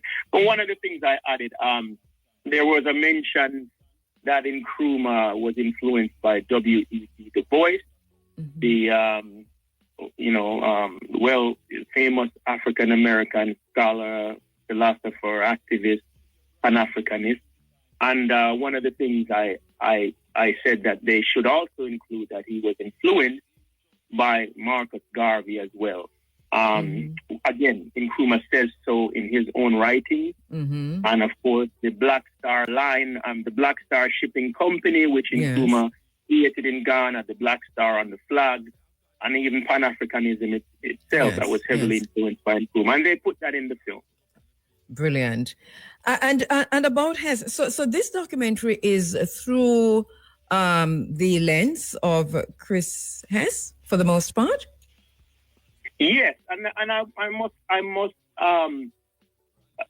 congratulate Ben Proudfoot for this vision, because the easiest thing to do is, if you're doing a documentary on Kwame Nkrumah, you do it about him, right? But instead of focusing on him directly, he focused on someone who's living. You know, the documentary started 4 years ago, and at the time, Chris Hesse was 90. Now he's 93 now, right? So in 94.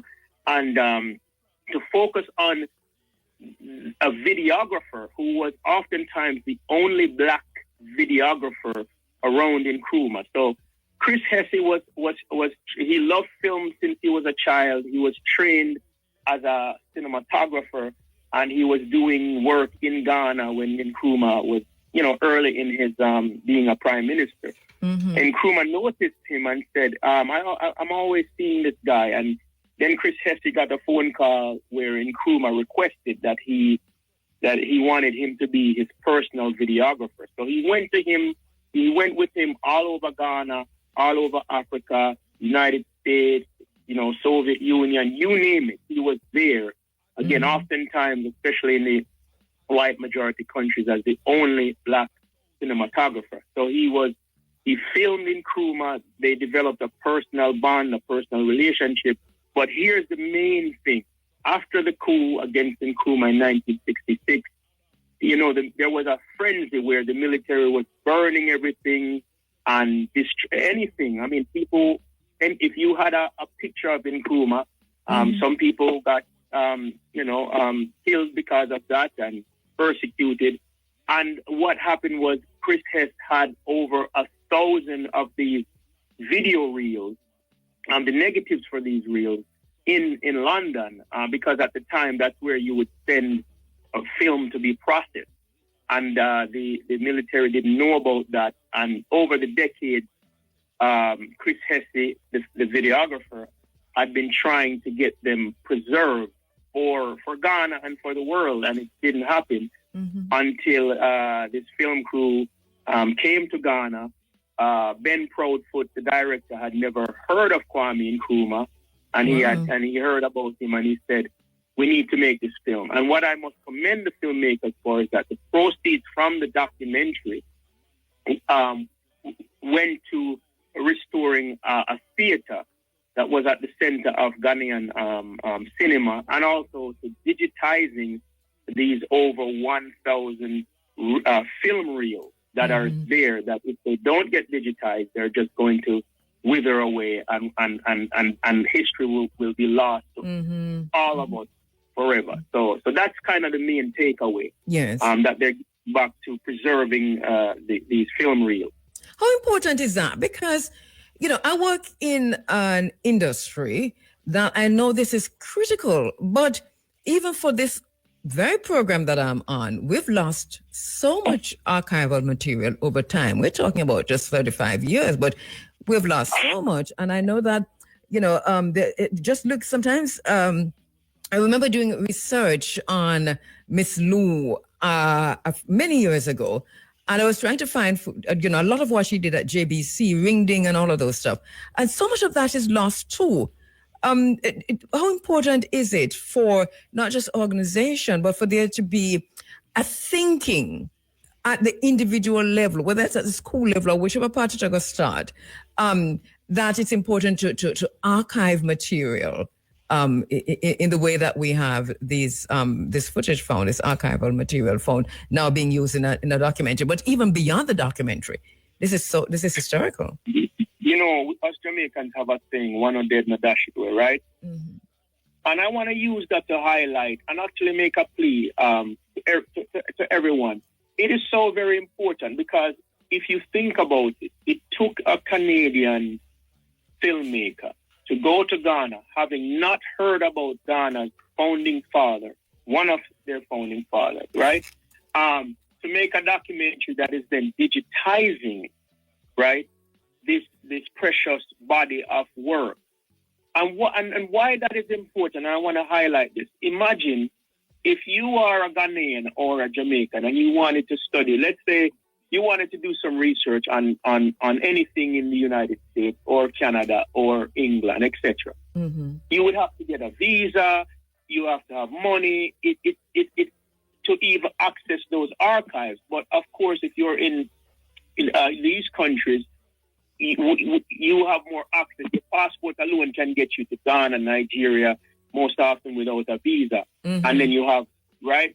So, yeah. And I want to highlight this because some of the producers of The Eyes of Ghana, this is what they're saying, that when they're in Ghana, they don't have access to video material and other type of research material that are in the archives in the UK, in the US, in Canada, etc. Mm-hmm. And that's why digitizing their own history, whether it's in film or in text or whatever, and having it available in Ghana or in Jamaica or in Trinidad or wherever you want it, right? That is important because just think about going back to The Eyes of Ghana. Think about when these film reels become digitized and they are located in Ghana. Think about the students who are studying not only Ghanaian history, because the film reels deal with African history, and global history and politics. Yeah. So you're based in Ghana. Now you have a vast archive. You don't need to fly out of the country to go access. So if you're a student, or you're a journalist doing research, or you're a filmmaker who wants some video clips to put into your film or your documentary, now that is accessible. So to highlight what you're saying, I think there needs to be a greater effort by all, private sector, scholars, those who have funding, government, everyone. This is an all hands on deck approach to making sure that any material that probably was on VHS tape or any other medium, gets digitized. Because think about, look at this documentary. It has gotten to the level where even a former U.S. president and his wife, Barack and Michelle Obama, really got in on this. Meanwhile, we have it there, and we didn't think that, that it needed to be preserved. So we really have to remember that what we have is gold, and we need to preserve our own history. Hold the line for me, please. Speaking with Professor Harcourt Fuller, who has worked on the documentary, consultant on the documentary, The Eyes of Ghana, directed by Academy Award-winning Ben Proudfoot, had its world premiere in early September. Was it last week or the week before, Professor Fuller? It was last week at the Toronto International Film Festival, which ends today, actually. All right. Quickly, just only because we're kind of running out of time, but thank you so much for your patience and holding on through the infomercials.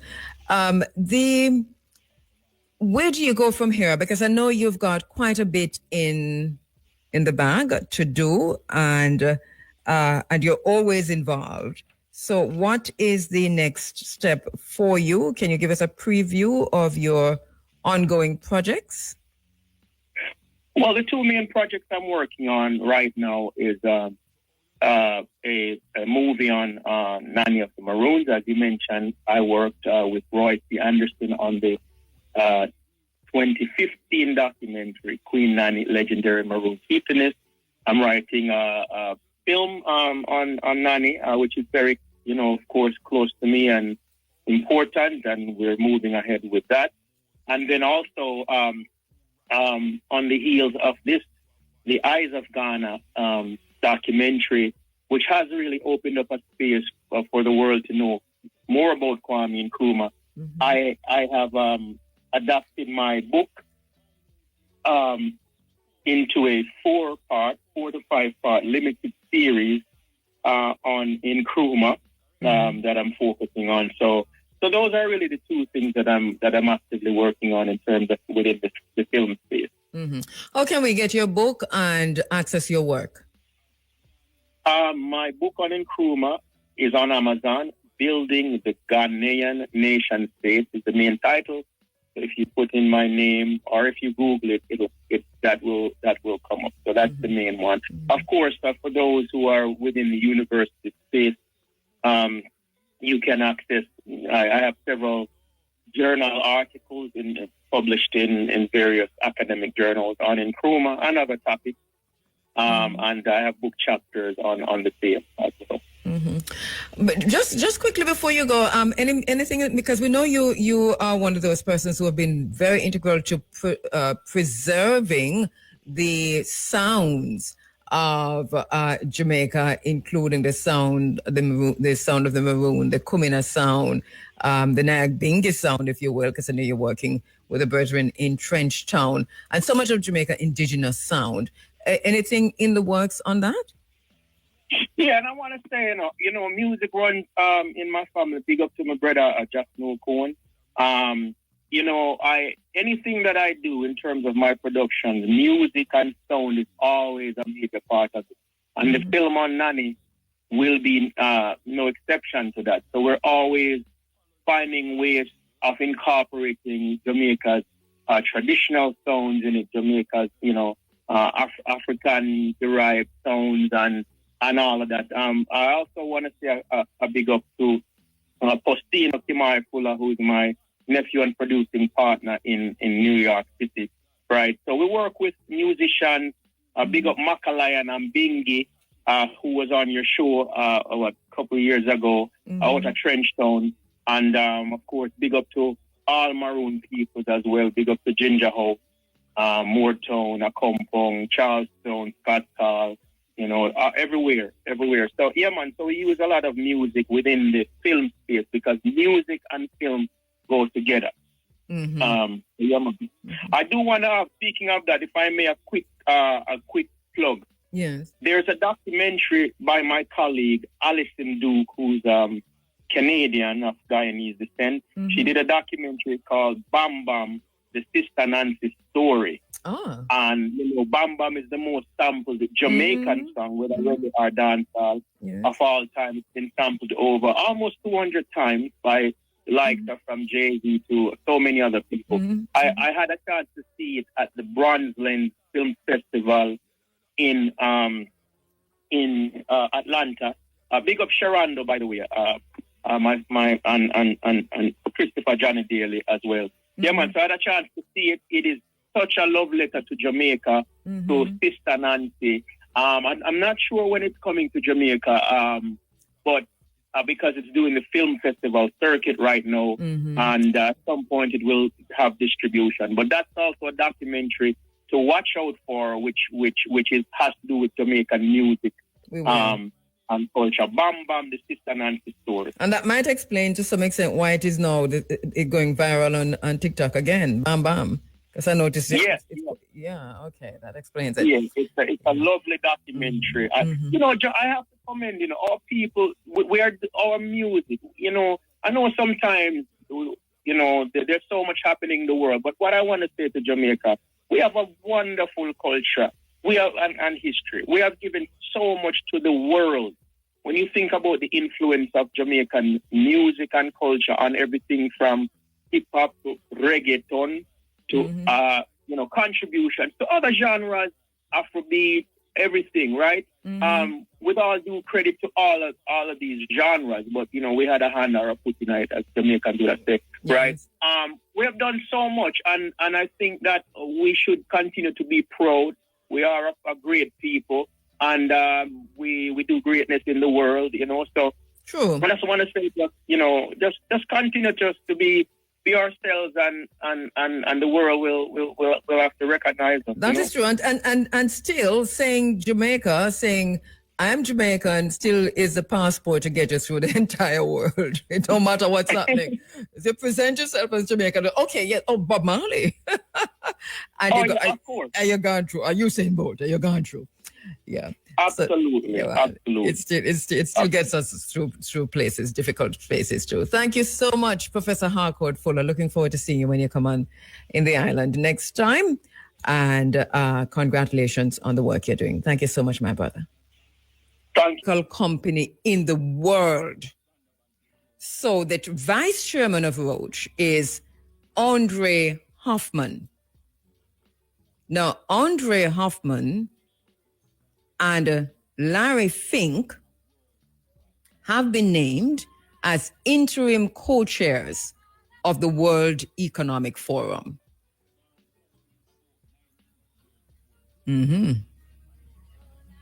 It deserves a little silence, because basically what this is telling us is that these people, it don't matter who dead and who not dead and who stepped down and what's not, they are going full speed ahead with Agenda 2030. It's not for us to pay them much mind, but it's for us to know what they're doing. It is also for us to know what we are doing, because they have an agenda. The agenda include controlling the food supply chain. They already control it. And we're going to see that more and more as we go into 2030.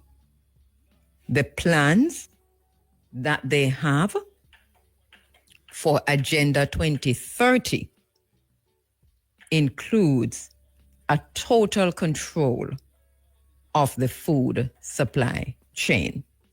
We can come back to that. We have done so much on that already, but maybe it's time for us to revisit it. Anyway, so let me go on a bit. We don't have much time. So the Switzerland-based international advocacy non-governmental organization and think tank, because this is what they call it, also cleared its founder. So this is where Tory come to bump now. Cleared its founder, Klaus Schwab, and his wife, Hilde Schwab, of any wrongdoing. BlackRock shares were down 1% amid a mixed day for markets. Retail sentiment and stock weights around the company was in bearish territory. And this was just, let me give you the date on this. So this was when they made the announcement, just before they made the announcement, and they made the announcement 2 weeks ago.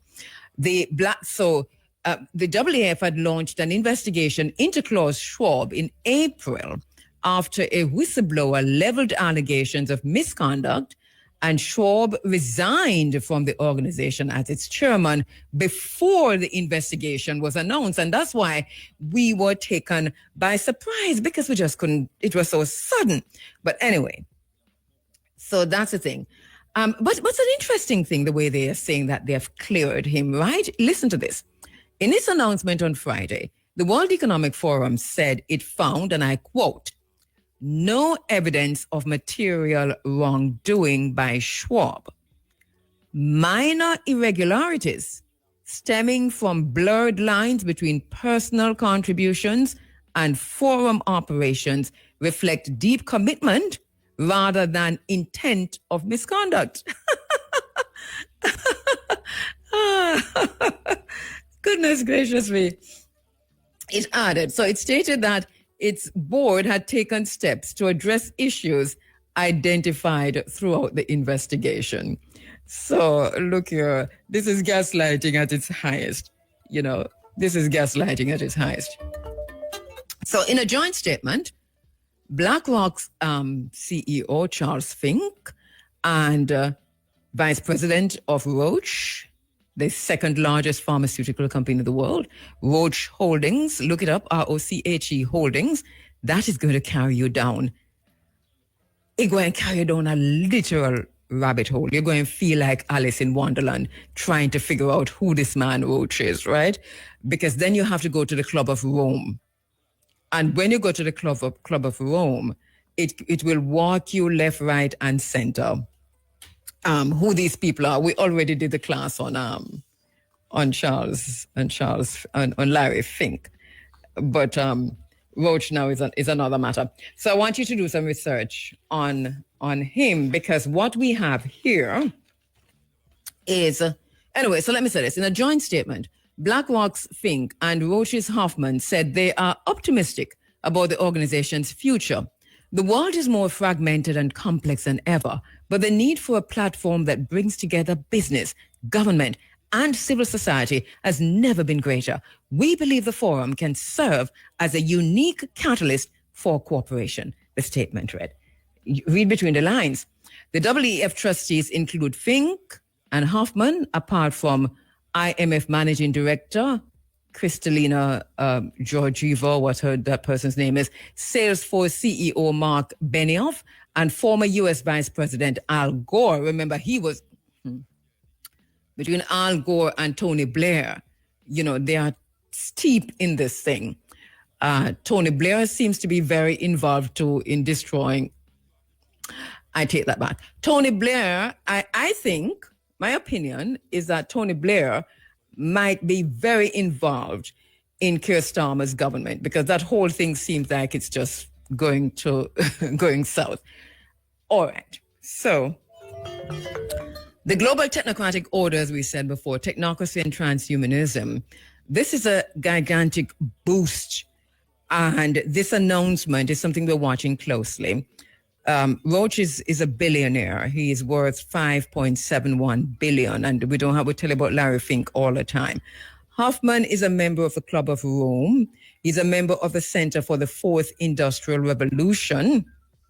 He is a member of the board of System IQ, which is a company that intends to, and I quote, drive a positive disruption in economic systems. Do you know what that means? Driving positive disruption in economic systems. We see that happening already, right, in the United States with the tariffs, et cetera, And Larry Fink, of course, CEO of BlackRock, was appointed interim co-chair, and he is he's somebody who, from what we've done, the research on him is into public-private cooperation, which is technocracy, getting rid of the politicians, replacing them with them, the technocrats, interplay between economics, politics, and environmental sustainability. We tell you when they talk about environmental sustainability, they're talking about taking control of the food chain, the weather chain, the water chain, and all of the chain. And sustainability for them is a bad word for us. Anytime they say sustainability, it means that they want to kill us. Improving the state of the world through public-private cooperation. These are some of the things that Larry Fink focuses on. And remember, we told you before that public-private cooperation, what that means really, it's also technocracy. All right? It's where they come in, and that's what's happening in Jamaica now. Let me take a quick break and come back. Service excellence is in public-private partnerships. This is what is happening in Jamaica now, where these people are put in trust through our taxes and so much more. They're entrusted to take care of the land, the rivers, the water, the sea. They have gone into public-private partnership. They have created a department called the Ministry of Economic Growth and is it Development? Ministry of Economic Growth. And that ministry is a replica of what public-private partnership looks like, but it's also, you have to study it closely. It's in the Prime Minister's office. Look at who is there, who the people. You have to take the Ministry of Economic Growth and Job Creation, take it out, put it down, look at it, look at every single person who's in there, look at every single ambassador, look at what it does, look at what it says, because this is the galley, if you will. This is the heart of the matter. This is what it looks like and what it is becoming. And look at the people and how they are also involved in other things. For example, you're fighting for the access to the ocean, access to the sea. But look and see who are the people you are fighting, and look at the Ministry of Economic Growth and Job Creation and see if they are in there, or if them brother or them sister or them uncle or them wife in there, because this is basically how it works. So here we are.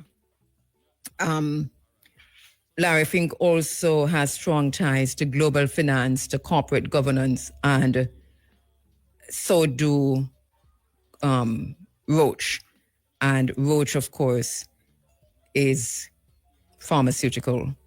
Now, why the pharmaceutical industry? That's another question. What plans do they have? Why the pharmaceutical industry? Those are questions we must ask ourselves and answer, because we must look at the United Nations. They have just come out, well, not just, but I think it was late last year that they published their Agenda 2030. And what that includes is a global health system, which means that you're going to be requiring a global health certificate. What does that make you? Now, we're also hearing from Jamaica. Let me just bring it back home. I don't have a lot of time, but I'm going to bring it back home for a minute to say that, so NIDS is going to happen. Probably, I mean, NIDS has already happened, so it is going to happen. We're hearing that this department of something was hacked, the RGD themselves was hacked, then them turn around and tell us that PICA was hacked, and then them start tell us now about, why these hacking what them related to, and why we have this digital, these cyber attacks of these spaces or these institutions and organizations. Now, I can't prove that they were hacked or not hacked. But what I know, they have to be hacked for them to bring in what they want to carry in. And so they're telling us that they're hacked. And I am not saying that them never hacked them. We probably need to know, ask who hacked them. That's a number one. And then number two, to say, so what are you going to do? Let us see what you have in mind, because something tell me that you're going along with Agenda 2030. What does that mean for us individually as a people? That question must be asked and answered. That is where I am at. I can't say what it means for us individually, apart from it fits right into this whole rollout of technocracy and transhumanism. So let us do the further research on what these two people are up to, Larry Fink and Roach. But I would say, because we have done so much research already on Larry Fink, if you haven't, then you can go do that now on BlackRock, etc. We have done months and months and months of programming on him and BlackRock. What we would do now is to focus a little bit on Roche, on this pharmaceutical, Roche Holding, which is the second largest pharmaceutical company in the world. Here's a billionaire who has come in, and they've told us what their plans are. How will those plans impact us here in Jamaica? I am mainly concerned, as I've always said, with two things. One is food and the other one is water. And these are on the same level. Water is more important than food. But we're concerned about the two things. So water is food. Food is any solid or, what is food? Food is any solid or liquid, which when eaten or, I never said drinking. When consumed, nourishes the body, enabling it to function properly. No, sir. You want to add to it? It's quite a good definition. There you go. So that is food. So I am very concerned about land for food. I mean, organic food, real food. Not what Bill Gates is already doing. By the way, they're already making food out of nothing, out of cells. And they're using any cell. I don't know where them get them cells from, and I don't know who those cells are. And that is not a slip of the tongue. Who those cells are. Or who them selling it to. Oh, there you go, Vicky. Who them selling it to. Right, so we're more concerned about our thing. So on a very, very serious note, even though I'm big there, I laugh, it's a very, very serious thing that these people are controlling the food supply chain. It means that they are going to be, they have the power to create false starvation, just like they did in Ethiopia, as we told you earlier, in the early 90s. They have to, and we saw that in COVID. They have the power to just withdraw everything. We are so dependent on food imports. And then the other thing is our waterways, our fresh water. So much of that is gone now. The rivers, and them not just all dry up, is because they are being hijacked up atop. So what used to come down to you, you're not seeing anymore. And then they tell us that it is climate change. And this is where they come in with sustainability, environmental sustainability. What do we do? Well, all of we will have a piece of land, a country. Because this is, am I wrong in saying this, Biggie, that a lot of Jamaicans really, I think, what people them have piece of land, a country, don't it? No. No? No? That country where we come from? On a full land? We are probably very fortunate. A lot of the lands we see are not owned by anybody. So it was Crown land. It is So-called crown land. right. And then secondly, a lot of us are so far below the poverty line that we live in these shacks and in these impoverished areas. And so many of us that we don't have access to it. Me no left, but While a lot of us, everybody hearing Big A? while a lot of us, Me ask the listeners if I'm hearing you because no, you're very much off. I believe a lot of us. There are some of us that do, but Mm-hmm. there are also a lot of us that don't. Grab the mic.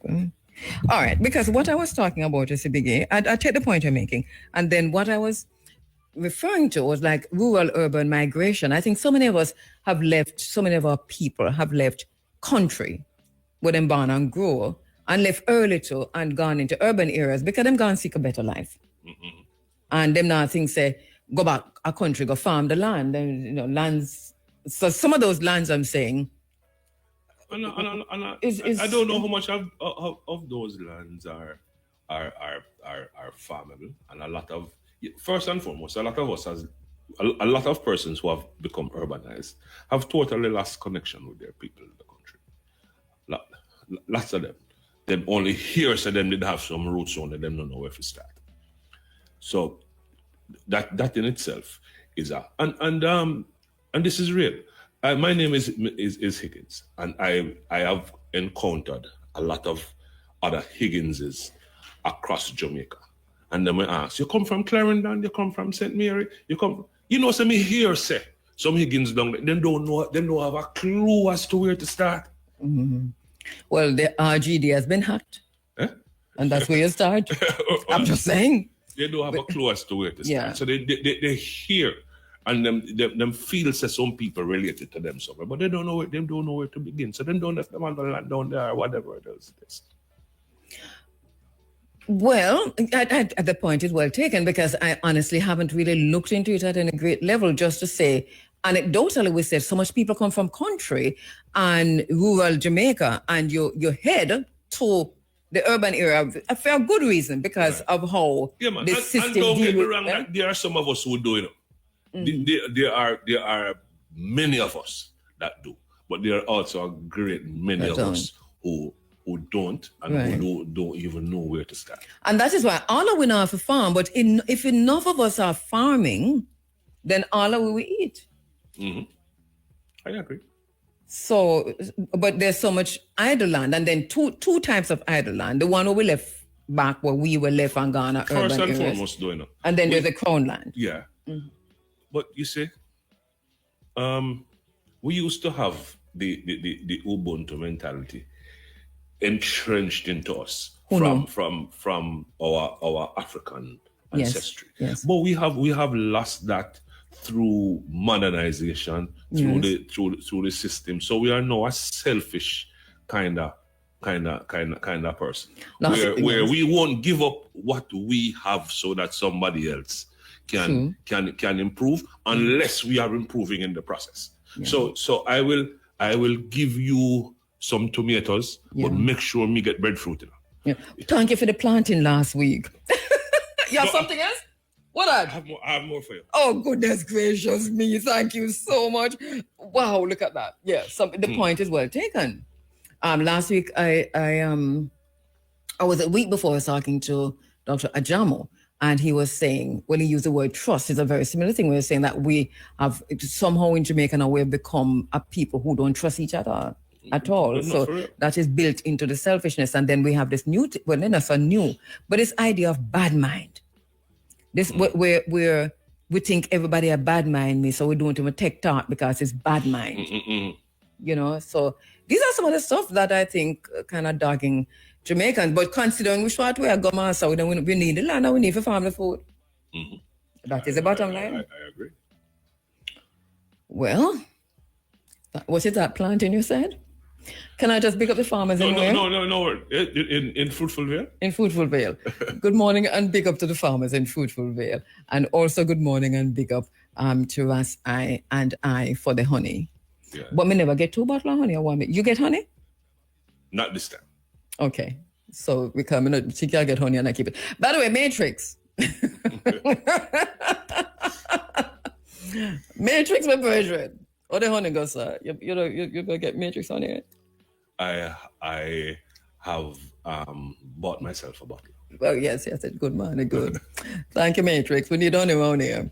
Normal, we're halfway. And this is what we need to do when that's another thing we expect people to give all the time. But there is bartering that works, which is a whole different thing where, it's not, it's not necessarily because it'll help me that I'm giving, but it's because this is how we work. You give me honey and me give you June plum because that may have in my yard. Mm-mm. So we might have to go back to that bartering system. We have not use that system to any effectiveness because we start measuring how much honey worth and how much in June plum. When I come from the bird or the bees. Yeah. Right. And I said, no, but me give you one bottle of honey, me supposed to get one truckload of June plum feed. Right. Yeah, that is how. Is, we have been so brainwashed. Yeah, we're gone away, but we can't come back. So I think we can play a part, come back. Thank you for the planting again. Got the other one, I'm finished already. Okay, so this is where we're saying goodbye. You have anything else to say? No. Yeah, I do. Yes.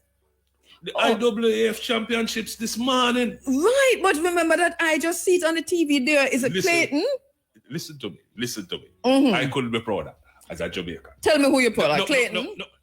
Of course. Right. No, of course, it was Shelleyann's last hurrah. Right. She came, is it 5th or 6th? I believe. 6th I saw. Right. Sharika came 4th. Mm-hmm. But Tina represented well. Yes, man. She did. And the pundits. Why film church? No, we still tell you about that. Mm-hmm. The pundits say that she is the lesser of the two. But the other sister, which is Tia, she got injured and didn't make it. So she's yes. She is the and believe me, she did very well. Yes. Because the heats and the semifinals was not pointing to her medaling. Much less winning. Let alone. But silver. Winning. Silver win. Because, silver win. Listen, that girl who won, I mean, Jefferson. Come on now. She is just, she's in her element since last year. But no, the men's now is another story. All right, come. Never see that, but I was in the middle of an interview. Yes. That was the finish of the ages. Because all the pundits were saying it would be Kishane, then Noah Lyles from the USA, right. and hopefully, Oblique Civil would medal as a bronze medalist because this other American, Banderek or whatever his name is, was a strong contender for the bronze. Well, the tables were turned this morning because first and foremost there was a false start from the Bahamian? I think it was one from Caribbean, Trinidad, somewhere. Anyway, there was a false start, and then that left 7 persons to the line. The whistle went off, and Kishane stormed out of the blocks and looked like he was going to be the winner. Down to the last line. Here comes Oblique Civil. Yes, sir. For a 1-2 finish for Jamaica. Yes. Yeah, man. So who did drop on him? Because I'm in the middle of the interview. Miss when him drop on him back, and that was him. That was him in his, in his excitement. I never go watch it when we go home. Yeah, man. It was excitement. It was great. So the score has been settled. Because remember now, Yes. Noah Lyles was given the nod over Kishane at the Olympics last year. Yes, I remember. And you spoke about that. This 1,000 yes. Which is ridiculous to me. And you mentioned Kishane. You said you talked about Kishane in terms of how he should have we were having that discussion they should have called that. No, yeah, man. And at best they should have awarded both of them the gold medal. But anyway, so it gave Noah Lyles the bragging rights for almost a whole year. For Brazil. Yeah, that didn't think. Yeah. But the season didn't fare well for him because Oblique Civil beat him once, and Kishane Oblique beat him twice, and Kishane beat him once at the medals. So how Oblique looked? It was down now to the wire now. The settlement of the argument them this morning. Yeah. Everything settled. Yeah, man. When the dust clear. It was the settlement of the argument. So what were the times? Oblique ran 9.77 to win. Was 977 to win his personal best. And can't remember the times for the others. But what's exciting to see was Usain Bolt in the stands. Yeah, I saw that. He was beside himself. Yes, I saw that. Man. He was beside himself this morning. Yeah, it's so fitting that he was there. Oh, yeah.